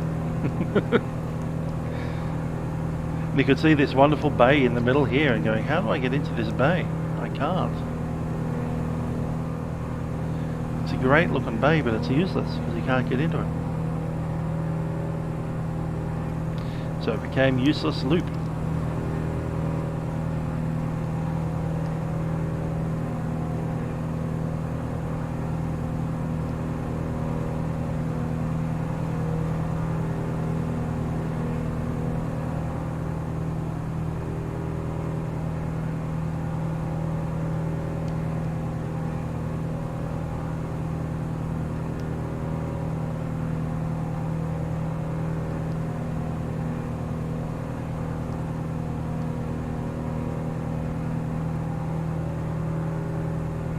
Traffic, Robert, pilot circuit 122 outbound traffic.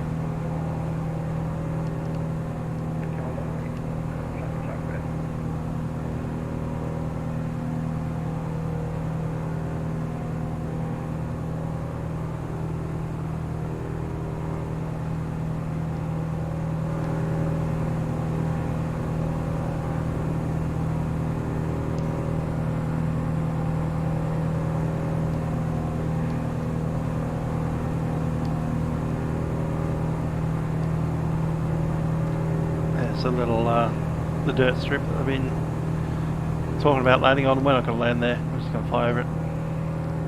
In fact, we're going to avoid the strip and maintain north.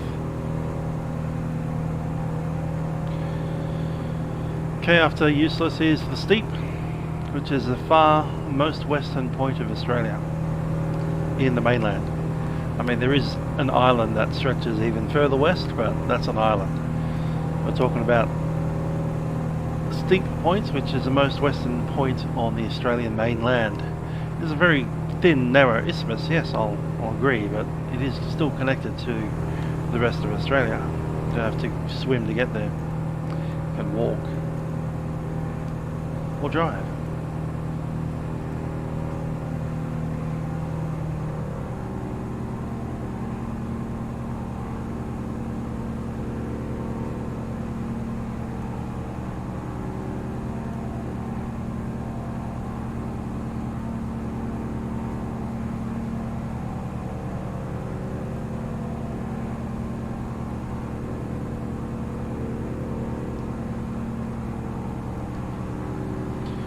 Got a bit of rudder on there.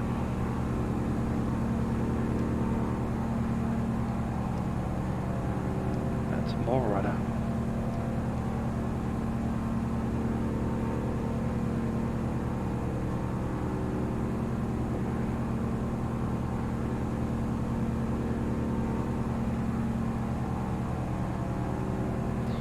Okay, I needed to find out where that point was, where the rudder actually spilled over to the other side. I found it.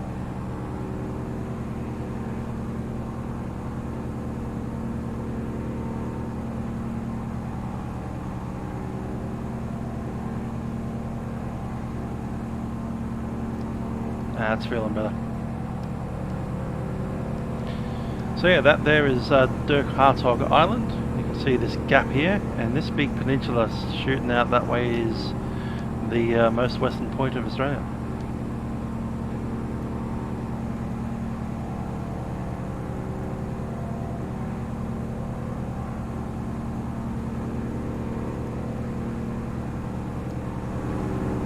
That there is Useless Loop. As I said, they have basically these things that they dry out and let the salt accumulate in these ponds, which they then scoop all the salt out and then let it flood again with seawater. Repeat the process. That there is Useless Loop.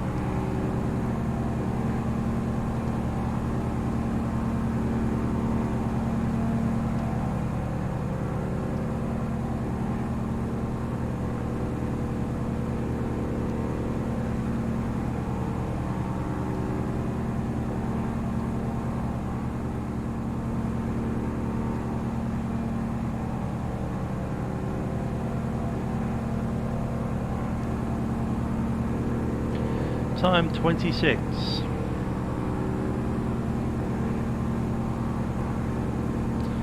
So 6 minutes out to steep. Call it 31.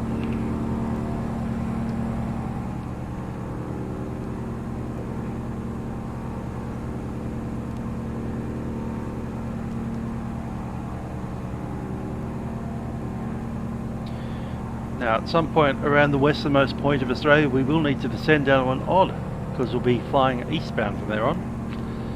Clearly, because if you kept on flying westbound you'd be in the ocean. The Indian Ocean, one of the largest oceans on the planet. That one. So let's head on towards an easterly altitude.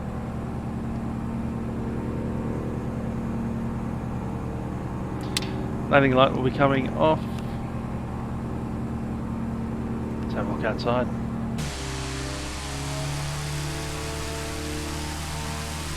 It's fun flying around with no wheels down.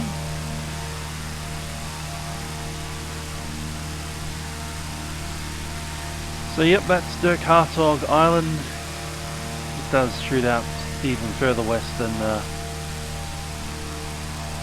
this location here at Steep Point.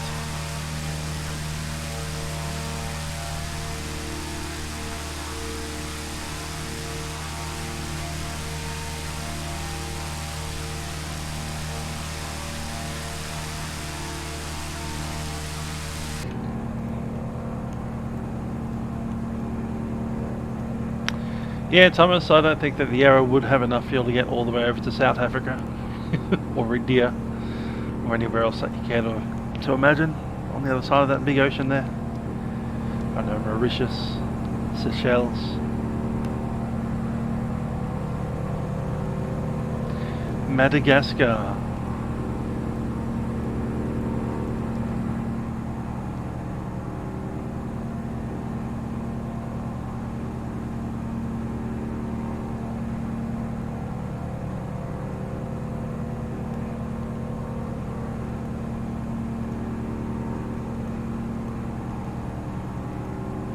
That's 3.5, we'll keep it there.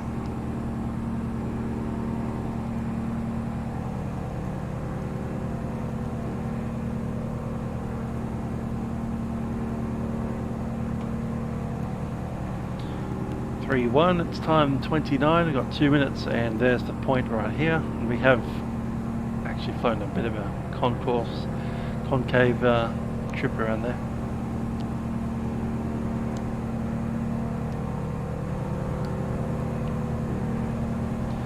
This here is Dirk Hartog Island, which is named after the Dutch explorer that came here in the 1600s.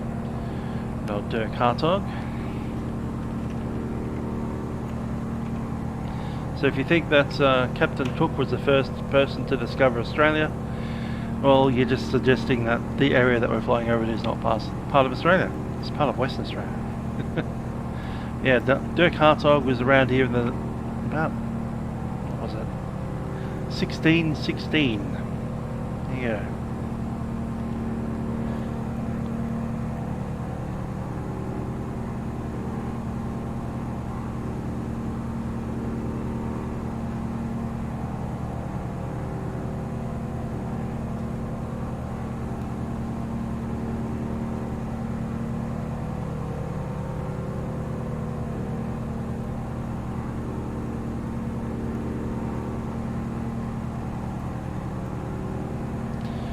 So the very far north of that island is called Cape Inscription, and this thing here is Steep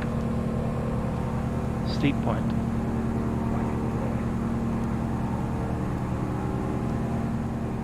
Yeah, Perth is like its own country.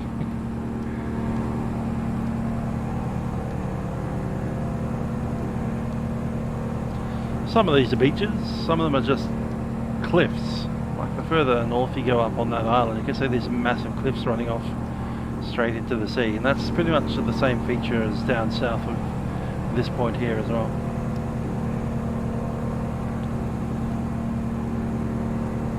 In case you're wondering, yes, that is exactly what you think it is. A sandy, rocky, flat bit of land that you can land a plane on.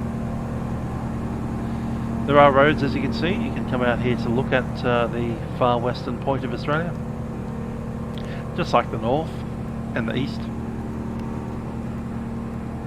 South is a little harder to get to, given it's in Tasmania, but I'm sure we'll fly there as well. But yeah, we've flown all the points up to this position, haven't we? We've been to the Torres Strait Islands, which are the far northernmost point of Australia, up on Saibai Island. And if you go any further than Saibai Island, you're essentially in Papua New Guinea. The far eastern point is just Byron Bay, so that wasn't too hard to get to. And here we are at the far west. The far south is yet to come.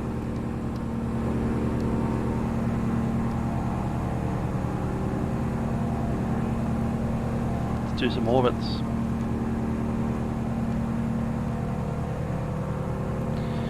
For the orbits, I think we'll reduce the power so we're not sitting on so much fuel. We'll reset our clocks in a second, but there we go, the very far western point of Australia right there under our wing. You can't go any further west than that unless you're in an island over there.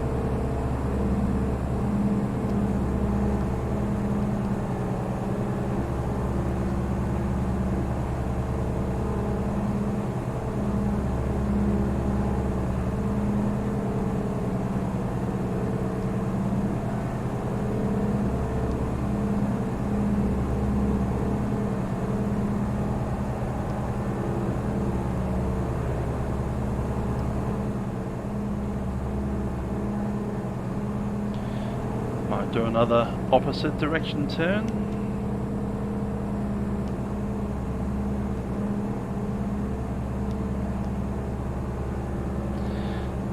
We might go to Antarctica, but we'll probably have to do it in a jet plane. Something like the Qantas 747, like they used to until last year.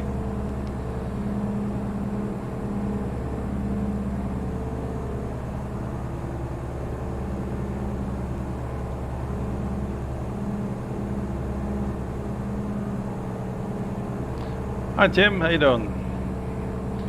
Did you lose your video of last night?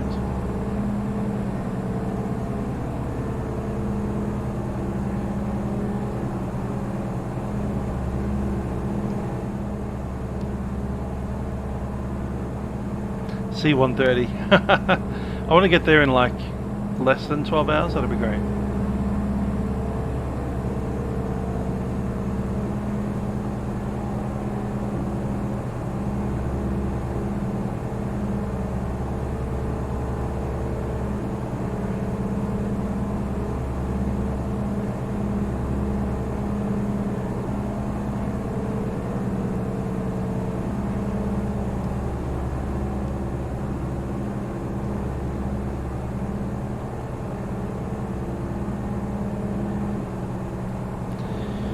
I think doing one last hurrah with the Boeing 747 down to Antarctica would be nice.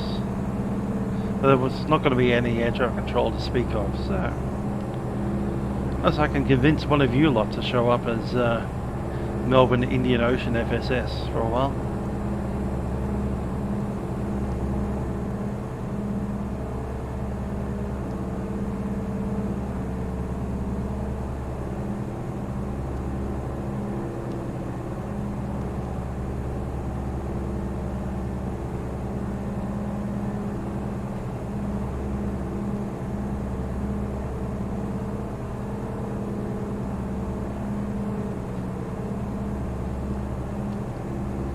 Alright, back down to 3,500.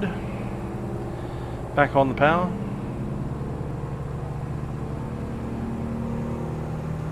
Accelerating and descending at the same time. Time is 35.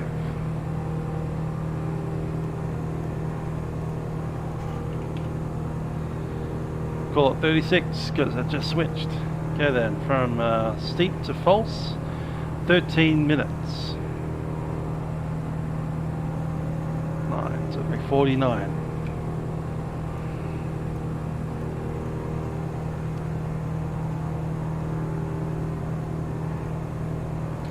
So we're going to go up towards false entrance, they call it, which is essentially a beam. One of these points, not that one, the next one down here. Yeah, but I can see it. So this position right about there is a place called false entrance.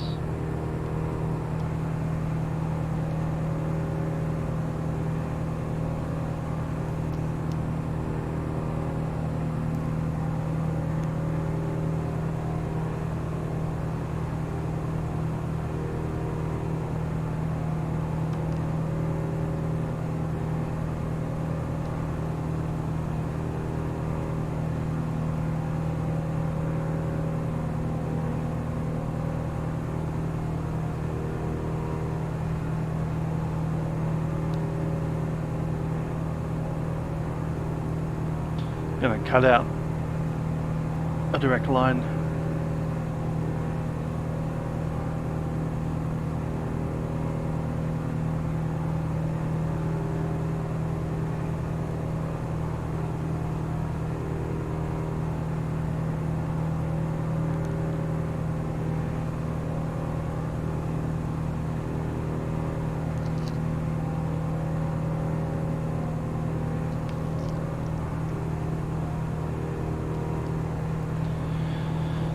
So, we haven't used the autopilot yet, and I'm not really familiar with this particular style of autopilot. It's got the heading, which is a hold. Autopilot on, you can roll left and right, or you can hold the heading.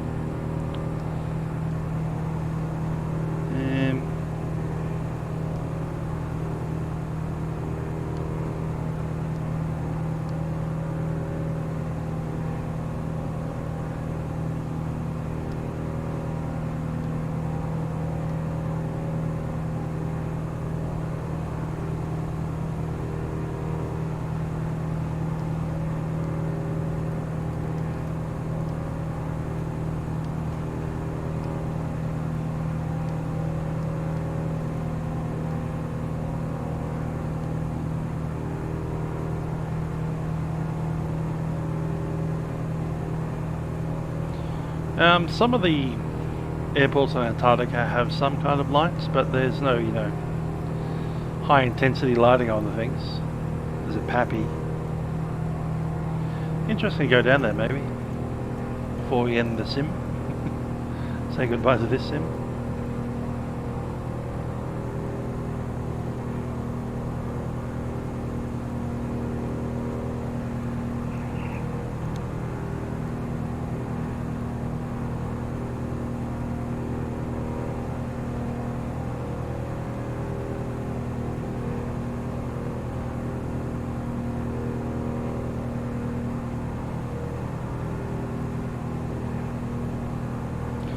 There it is, false entrance over there.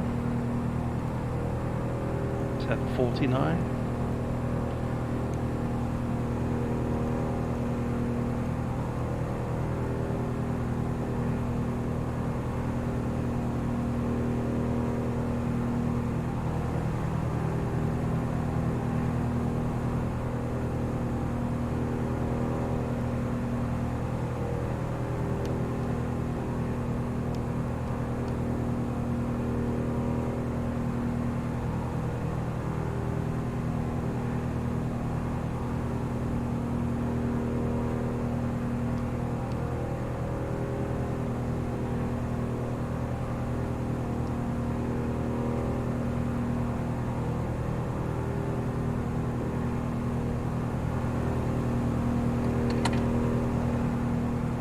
Fuel is set.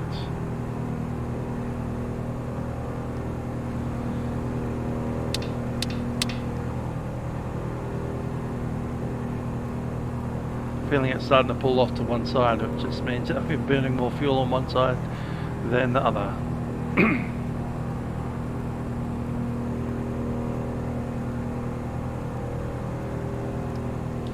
What's our speed doing? 142.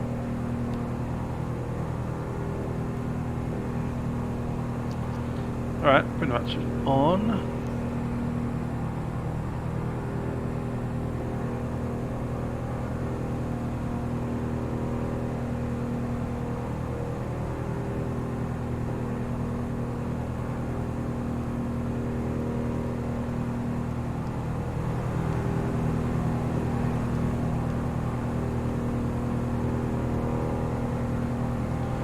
Quite where I expected to be right about now. I'm just going to check out why.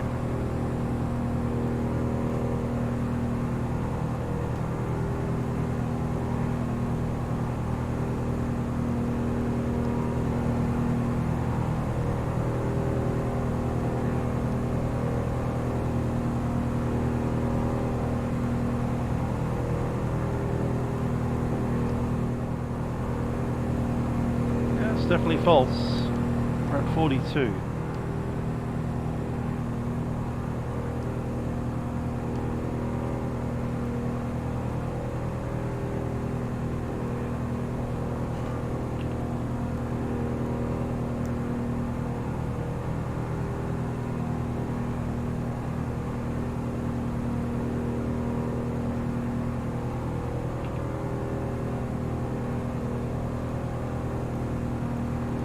Next estimate will be 51.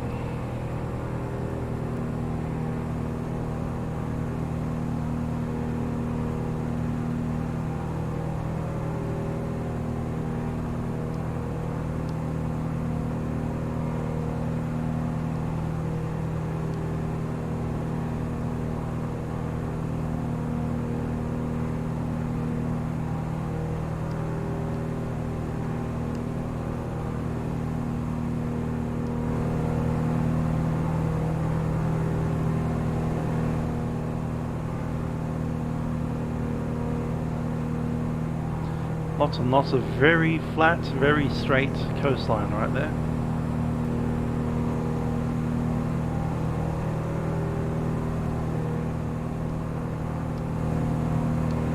Quite different on the other side. So this is like dead straight, and over there it's got these massive bays just like sticking in.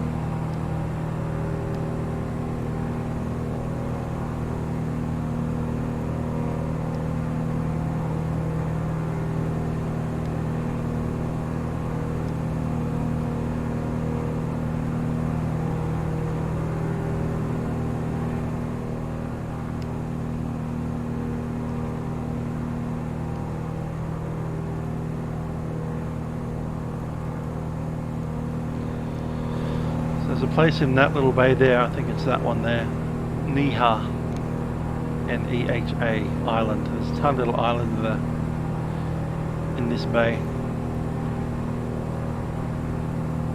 Kilo traffic, to the north of Alpha landing runway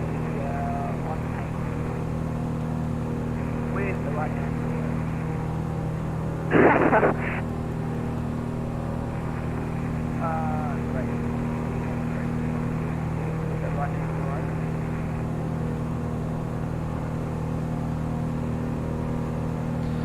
Right, so Kalbarri's got no weather reporting system. Got a CTAP pattern 126.7. Elevation is 500 feet above sea level. Yep, 500 feet above. 3618. Let's have a look at our forecast. It's roughly in this section here, so it'll be 290 at 6. 36 is the preferred runway.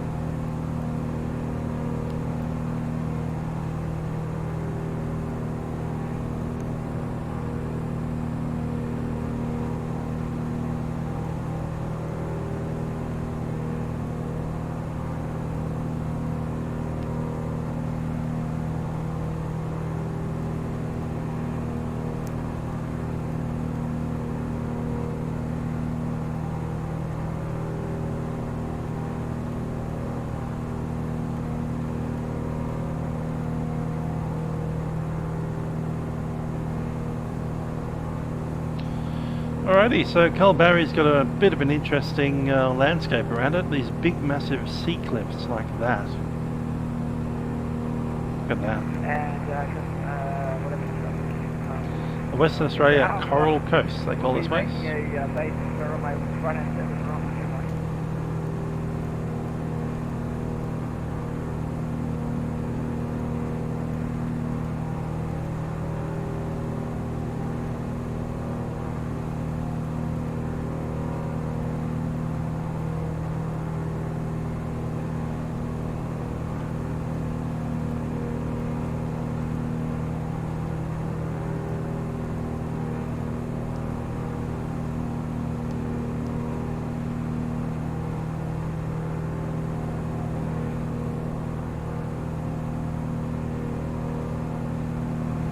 Let's check in the direct to now.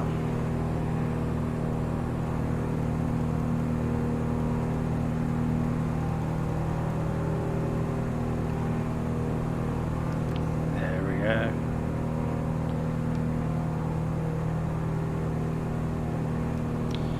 Yeah, so you do pay the fee.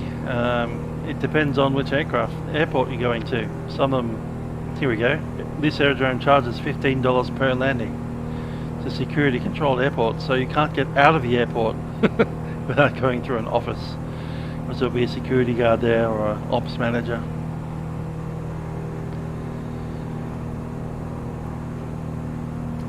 There's some phone numbers. Looks like you pay the council for Kalbarri. They also have on this AFRU, which they do have. Can't remember what the automated frequency response unit. It actually listens to and transcribes all of the registrations and call signs coming into the place. So the automated system, even if Kalbarri is closed and it's like 2 AM and you call up on the CTAF with your inbound call, it'll actually record what you say.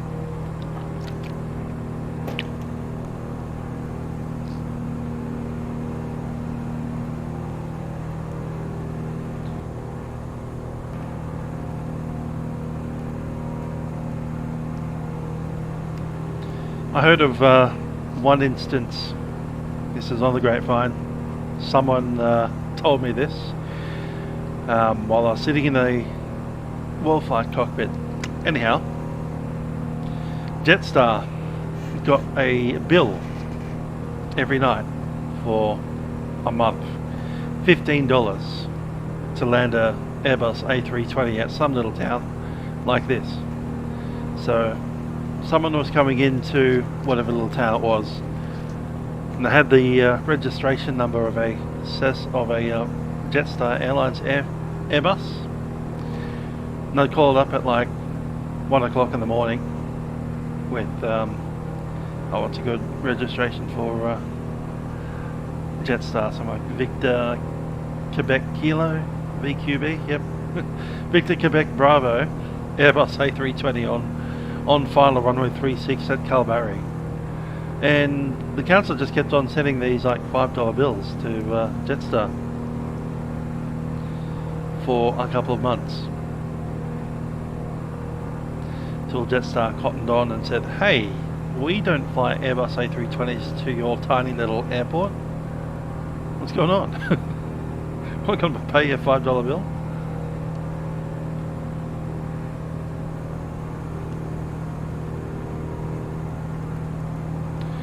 Indeed. So anyway, they got out of that bill because it wasn't theirs.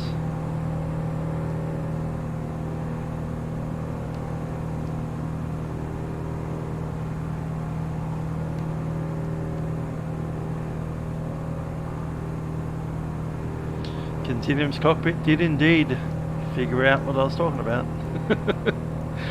But I think using Jetstar's registration was pretty funny. Saying that you're landing a A320 at some minor airport in the middle of nowhere.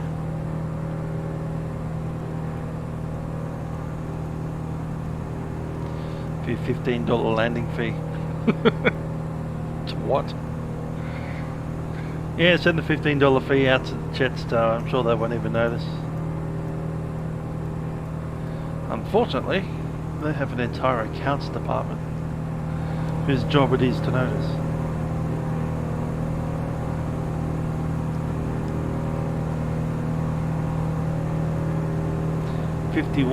Current time 51, that's our position right there. The beam, the end of that bay.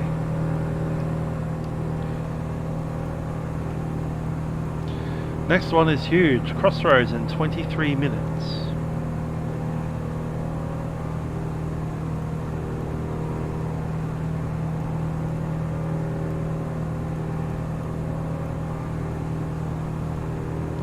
Time 14.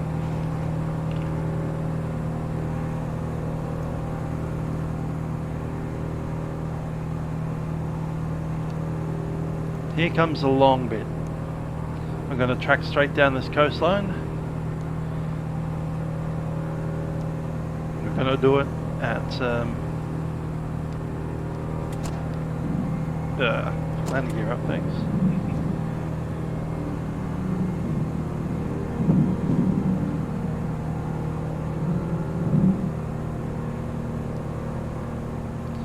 Kevin, good to see you.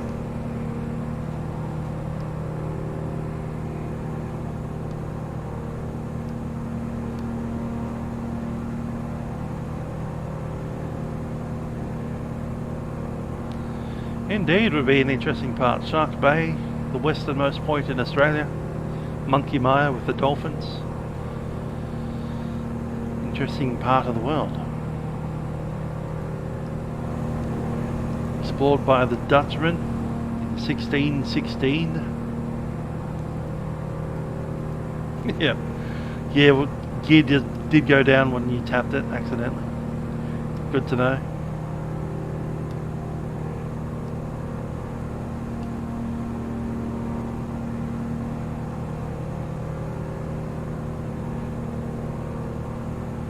Still working on a fuel imbalance here.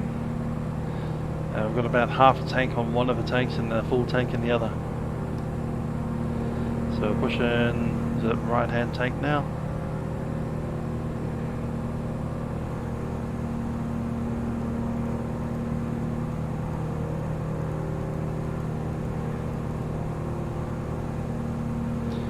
Might even be worth working out this autopilot. Let's turn that thing on.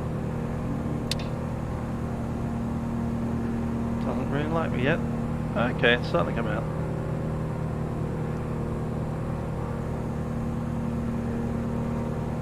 Where is it turning? Not liking that much.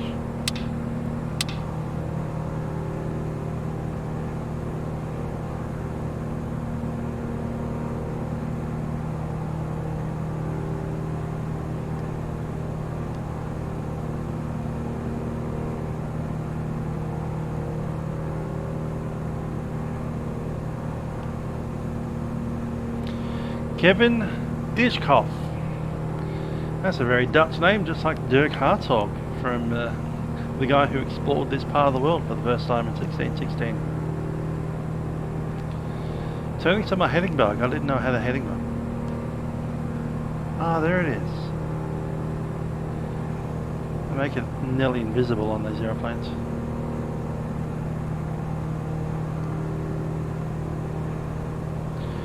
Alright, so that's the heading bug. How do we do a altitude? I don't know if it even has an altitude thing. Is it just heading? And then I do altitude? Maybe. We'll see.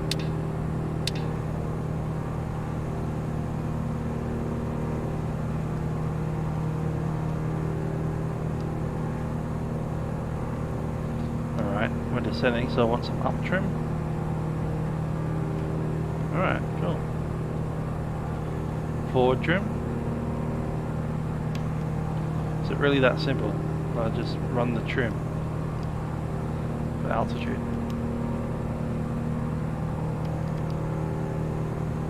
Could be. Seems to be. Alright, we'll climb back up to 3,500 and we'll stick the heading bug ever so slightly in that direction. Seems to be working.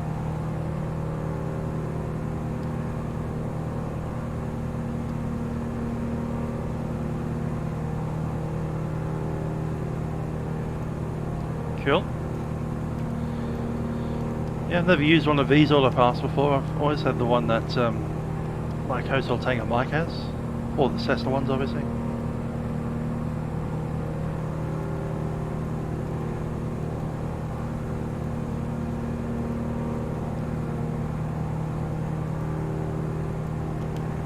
Seems to be working a little bit like a bump trim now. So if I push the trim and then let go of it, it'll just keep that trim. Even though it's climbing and reducing its speed, it still stays at that altitude. So yeah, little like bump trim on the old 737-200.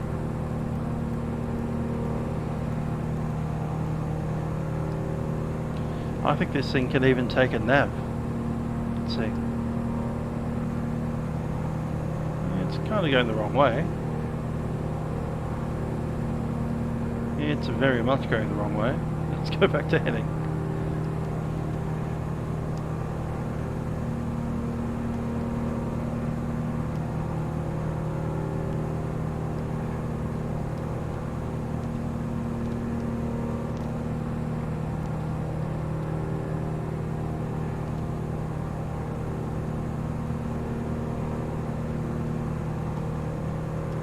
Might be taking the position off the other GPS, the Garmin 100.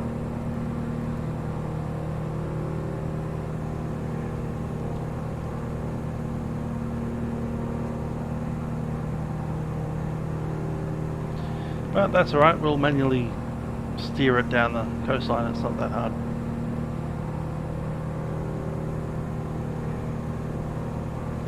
Yeah, I would have thought that this would have been the nav source on the autopath, but apparently maybe it could be this. Maybe I'm tuned to some VOR somewhere. No idea.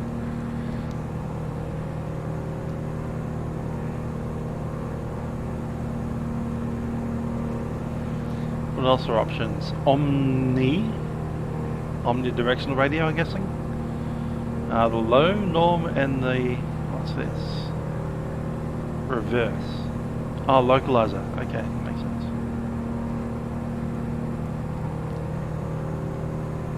Here's a bit of a tell. There's no approach mode, it's only localizer.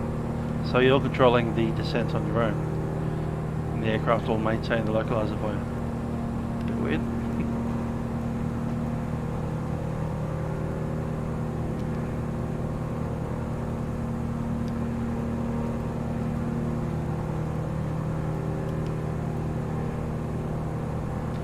I do worry that the nav is actually this thing.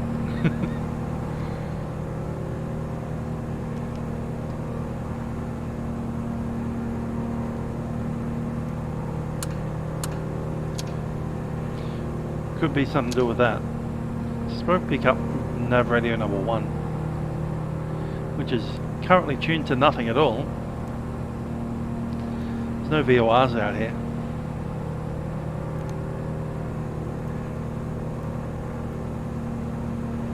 There's Carnarvon, there's Kalbarri where we're going. We were up at Shark Bay, hung around here for a bit and then popping down this coastline. I guess you could tune Geraldton on 133.9, see what pops up there.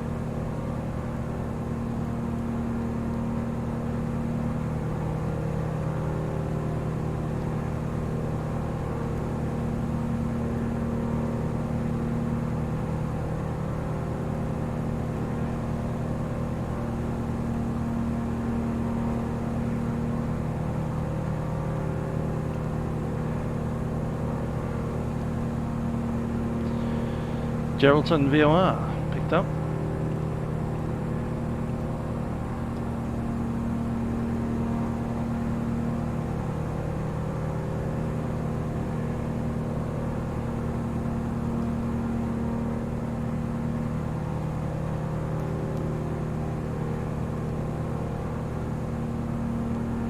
So testing TriNav 2, yeah, why not? Give it a go. Waiting for it to spin around and send it on back again. There it goes. It should be making a right hand turn if it was off the GPS, because we're actually slightly right of the GPS position.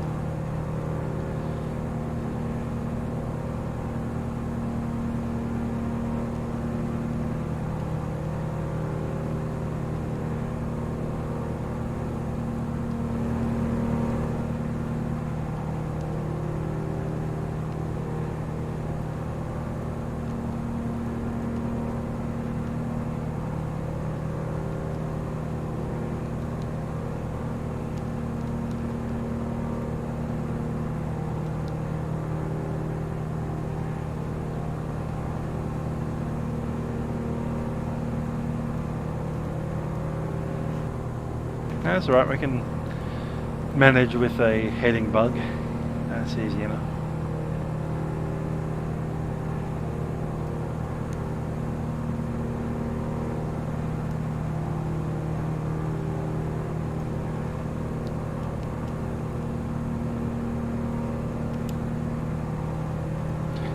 Still not convinced that we got bump trim. It's essentially just trim. Fabian is saying there's an AWIS number? Not seeing it.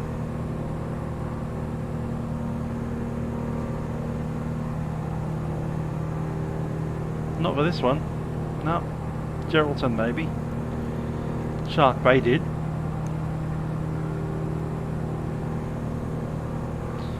You called the council, funny. That's hilarious. Fortunately it's 9 PM on a Sunday, so no one's there. If you get a random call from a Western Australian number tomorrow, then you know why.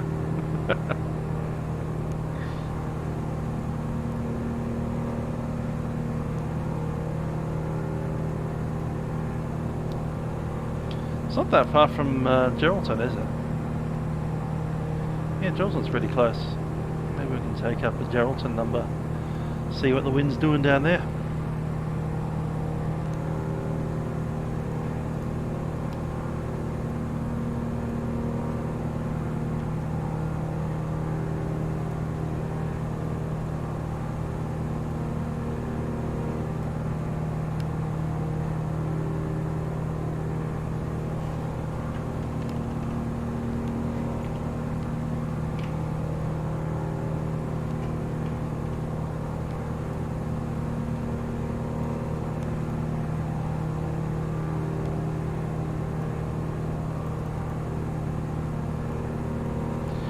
There we go, we'll grab the Geraldton.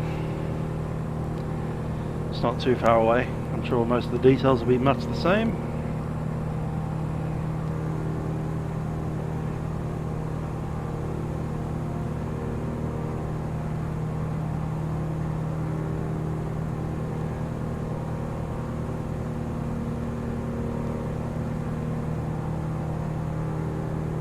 Automated Weather Information Service. Geraldton Airport, time 1102 Zulu, wind 170 degrees magnetic at 6 knots, visibility 25 kilometers, cloud scattered 9,600 feet, temperature 19, dew point 13, QNH 1020 hectopascals. I just picked up Geraldton there. So it's wind 170 favouring a southbound runway, QNH 1020.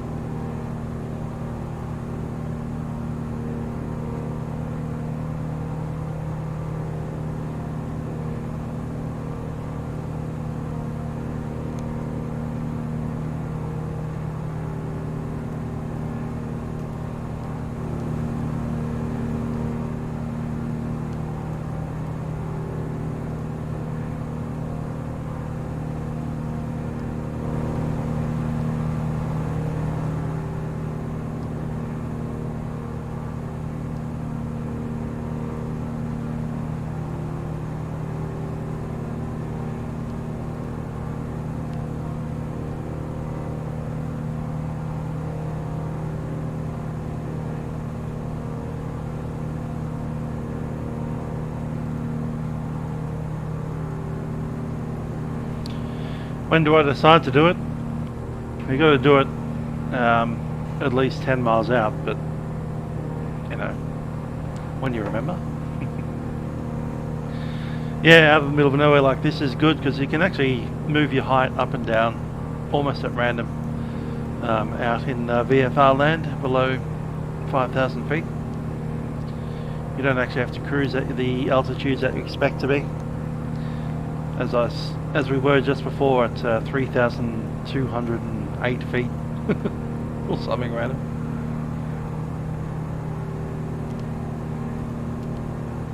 But you want it sorted out before you enter a circuit,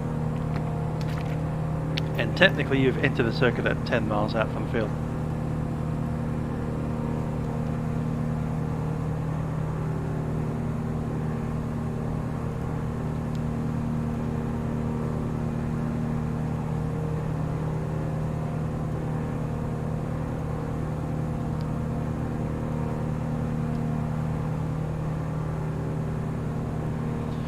And a bit of rock sticking through the grass there.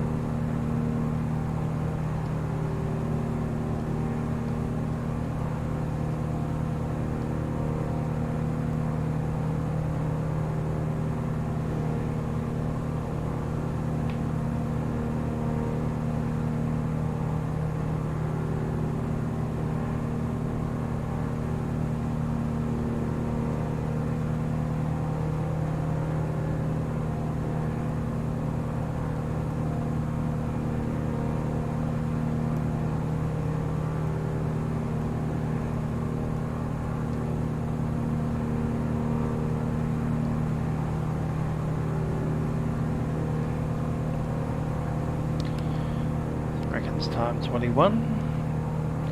Got 14, 15, 16, 17, 18, 19. Yeah, okay.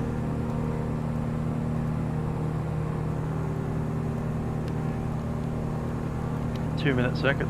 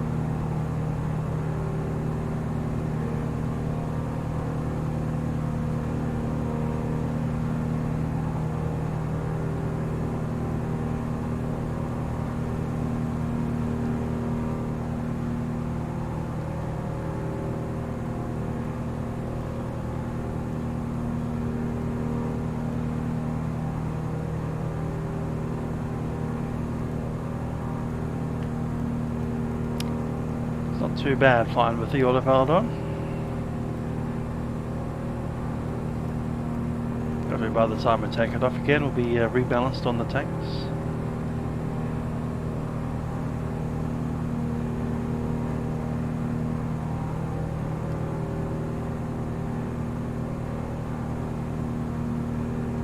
Rolling 14 gallons per hour. Speed dimming along. Not really.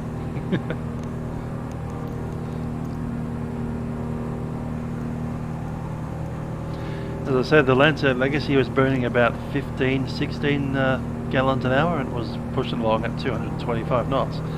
This is doing 150.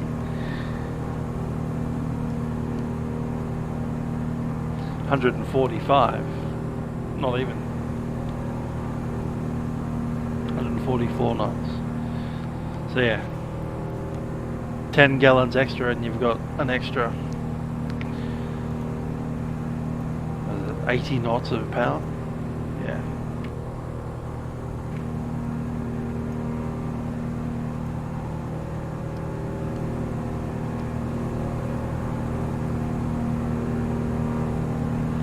There's not much out here to talk about. On the way to Kalbarri, lots of nothing happening here.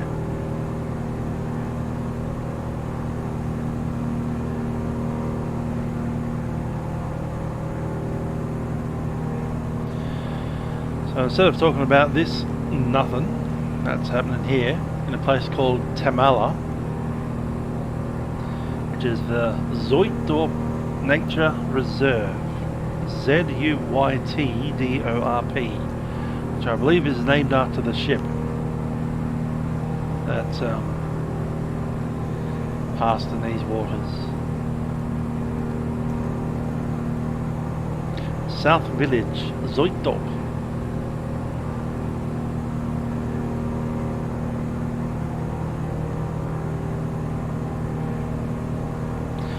Ah, now that is kind of cool. So the Zoitdorp, which is now lending its name to this national park, nothing here. But the Zoitdorp was a ship, a Dutch ship, and in 1712 that ship came onto these cliffs that we're now flying past and got wrecked.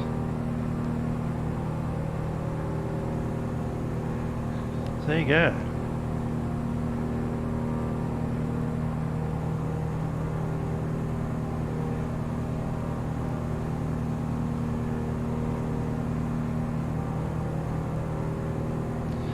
So that particular ship actually picked up crew from South Africa before heading out to Western Australia.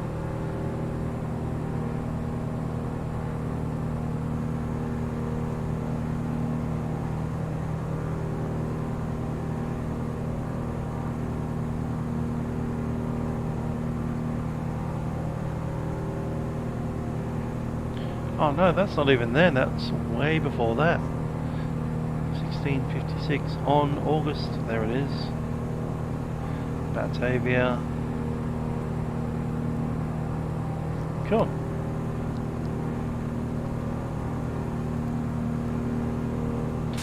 So yeah, Dutch ship coming to wreck itself along these shores. And there's some theories that they possibly intermarried with the Aborigines of the area because Aborigines in this particular area have a tendency towards a disease, particularly odd disease which is very rare among Aborigines but quite common again among Afrikaners in South Africa, called Vannigrate porphyria.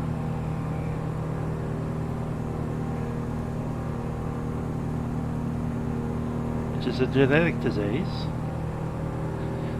that affects the skin. Low levels of enzymes.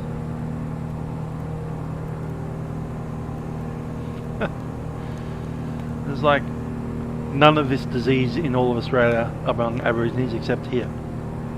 And the other place where there's a lot of that disease is in South Africa among Afrikaners. And guess where that ship came from? And guess who was crewing that ship? That is some theory. The Dutch Aboriginal intermarriage theory of the Zoitdorp.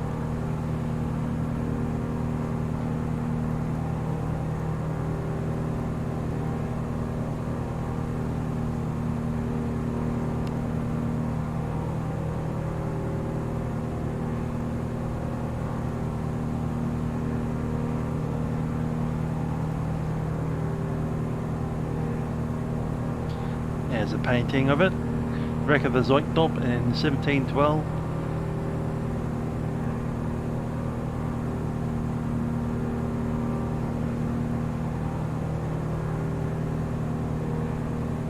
It's found in 1927 after 200 years of being wrecked. How about that?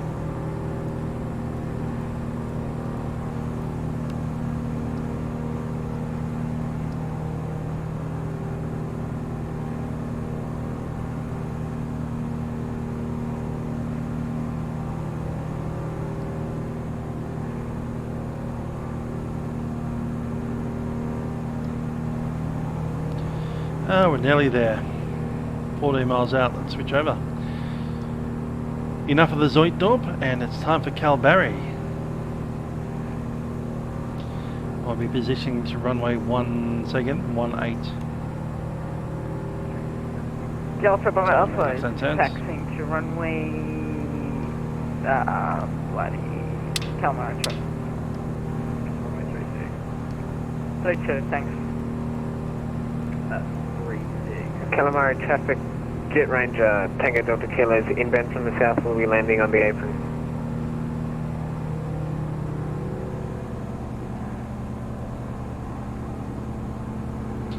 Traffic Kalbarri, Sierra Golf Echo is a Piper Arrow. We're at 3,500, 12 miles to the west of Kalbarri on descent, estimating circuit time at 2-1. Delta Bravo Alpha is actually going to taxi back to the apron.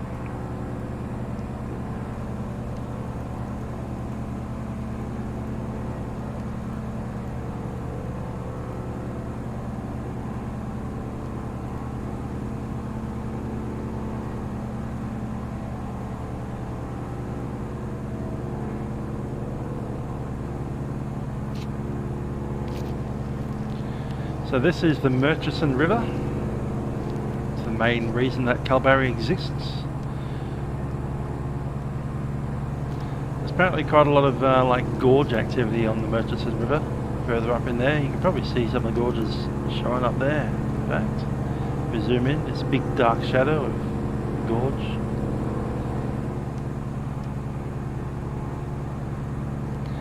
Nice beaches as well. Kalbarri traffic, Lima Golf Mike is a Landside Legacy, taxiing to runway.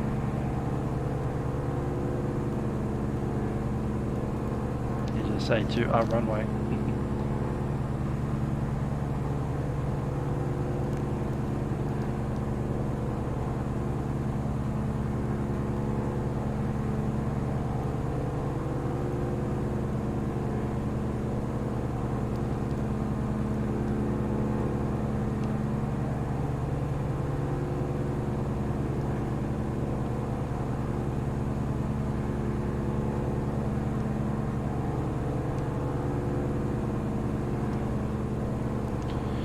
You have to pass over the field and then look at the windsock, because no one's talked about which runway they're flying on. Our runway, the runway, runway something, runway. Kalbarri traffic, runway Robert, 36. Can do. Kalbarri traffic Jet Ranger, Tango Delta Kilo helicopter taking off from the apron, departing to the east for a local flight. Kalbarri. Mixture coming up. Very nice river there. Look at that. Orbix has done pretty well on this Murchison River. Looking great.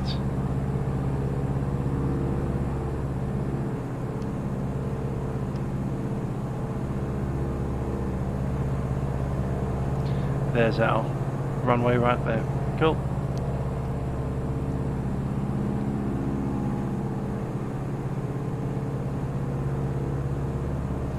So coming in this direction, and we shoot down the runway 36 base.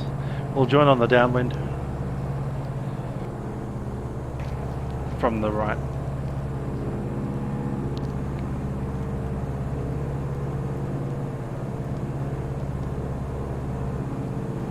Now coming back, and we'll reduce that down to about, was it 1,500 to join the base?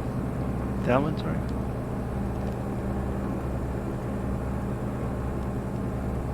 Kalbarri traffic, Robert, space, right.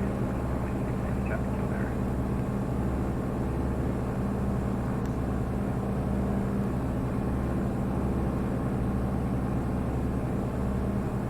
Kalbarri traffic Jet Ranger, Tango Delta Kilo, inbound from the east at 1,500, inbound for the apron. Managed to coming up. Jet Ranger, Tango Delta Kilo.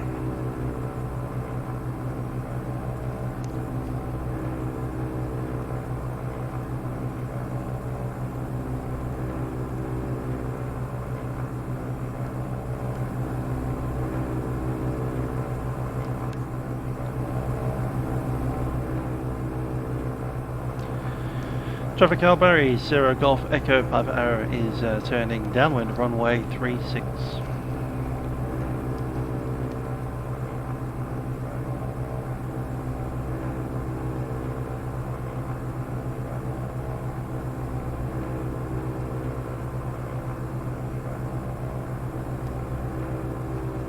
There's 15, that's where we want to be. And we'll take this time to slow down. Extra fully rich prop coming up.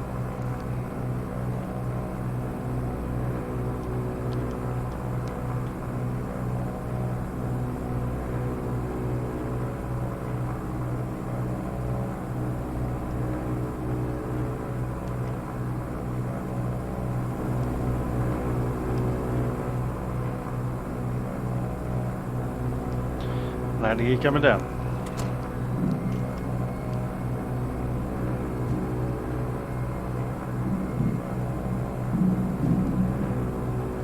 Three green. Okay, checklist. Brakes are released. Landing gear is down. Mixture is fully rich. Prop is fully forward. Pump is on. Lights are on. Fuel, seats and harnesses are secure.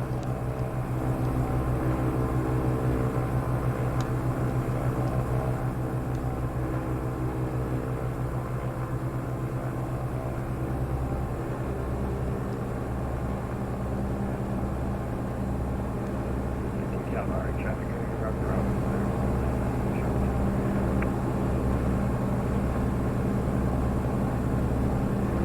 There we go, someone's on final, looking good. Or is that the chopper? No, someone on final, cool.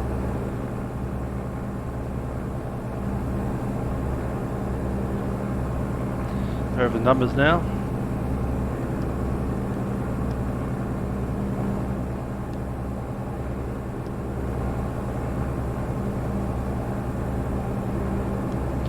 Traffic Kalbarri, Sierra Golf Echo setting base runway 136.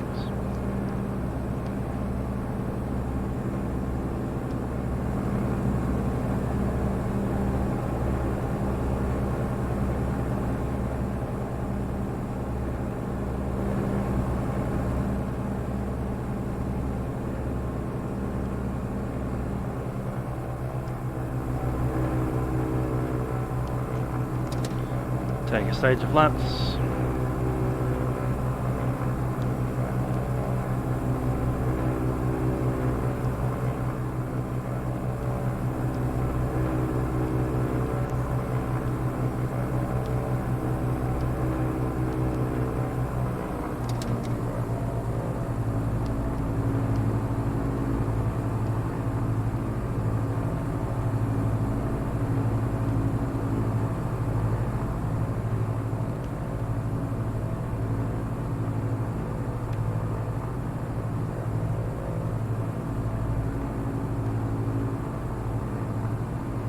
And the rest of the flaps.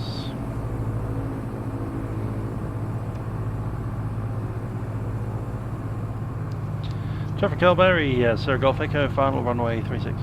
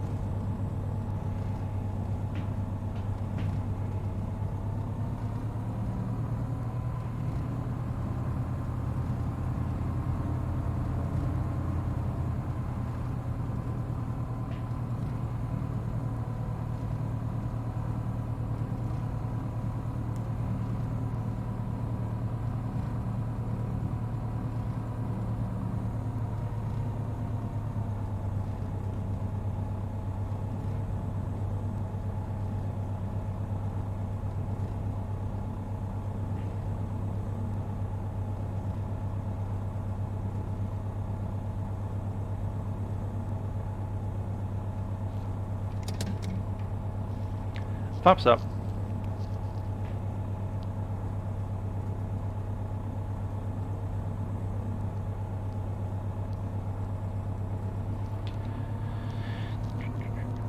Traffic Kalbarri, Sierra Golf Echo vacated.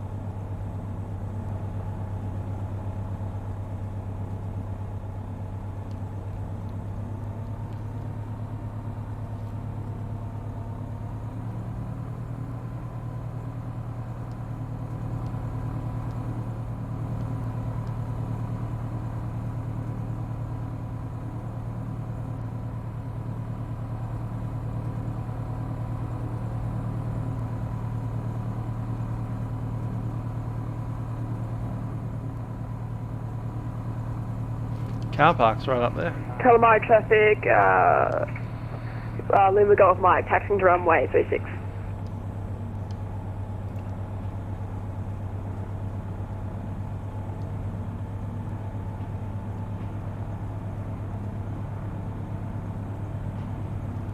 Stick it there for now. So I wouldn't mind putting my tail back behind us so I can push it out. Done.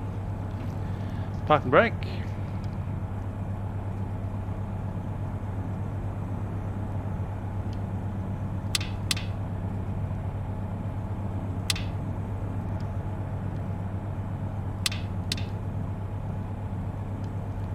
Transponder off.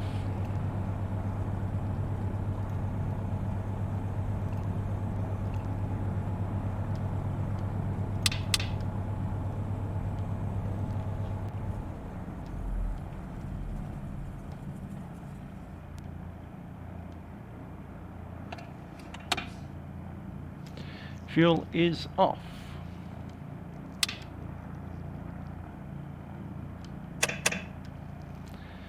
And we're going to open up that door.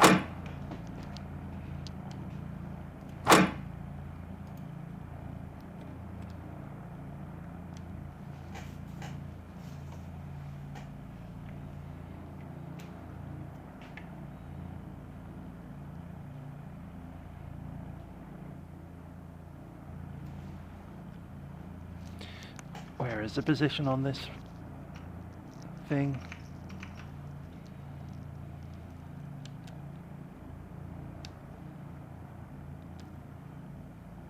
Cool. Alrighty, we can jump on out.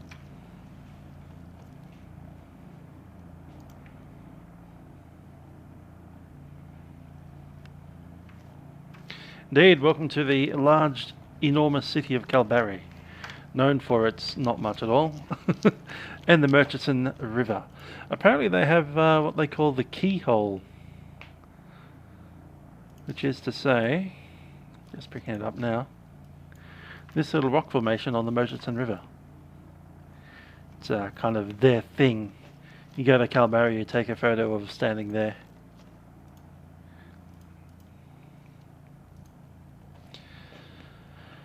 And yeah, a bunch of gorges, much like Catherine. So, picking up more pictures over here, we have the Murchison River Gorge. Looking good.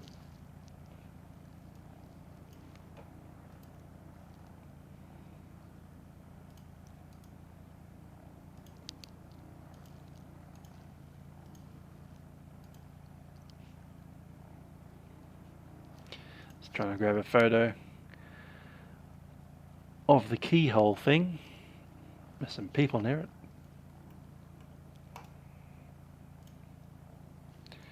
There we go. Look at that. Go to Kalbarri, sit under a rock. Next flight will be Milk Run Monday tomorrow at probably the, not sure, Airbus. It's been a while since I've been in the Airbus. Last week we did the Dash 8, and then yesterday we did the 7.3. Yeah, don't think I've flown an Airbus for a week or so. Might as well jump on back in. Get the old A3 insert number here, O. Flying over here. Let's see what the last flights have been. This aeroplane, 7.3, Dash 8, Lancer, Dash 8 again, Lancer again, MD-80, and then was the 321, which we had a wonderful flight in that 321 over to Hungary. That was a good flight.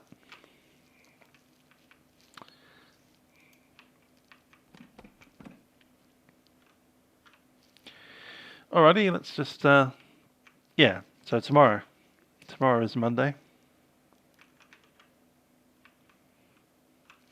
Just having a look under there, we have the tie downs in. I guess you'd normally put the cover over the top of the fuselage so it doesn't get scratched windows.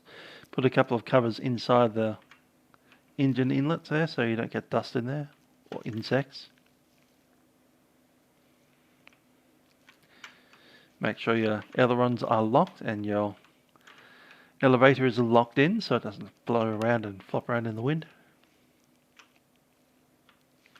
Sierra Golf Echo. Nice little aircraft.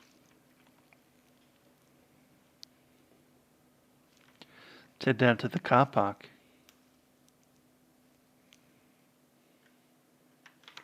Is that this point or then both of them maybe?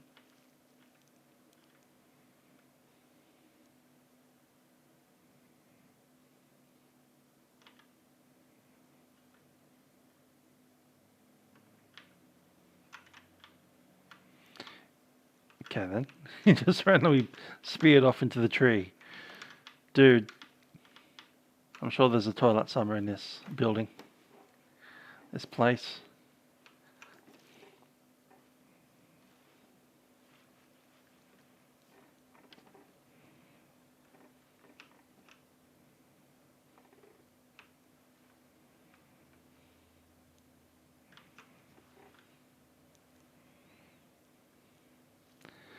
I didn't quite make it to the car park, but you can see it over there with a few cars parked. These nice little grass verges between each section. And a collection of vehicles here to drive off into the town. But since this guy won't stay still, we're going to have to take him back to the plane and dump him over there.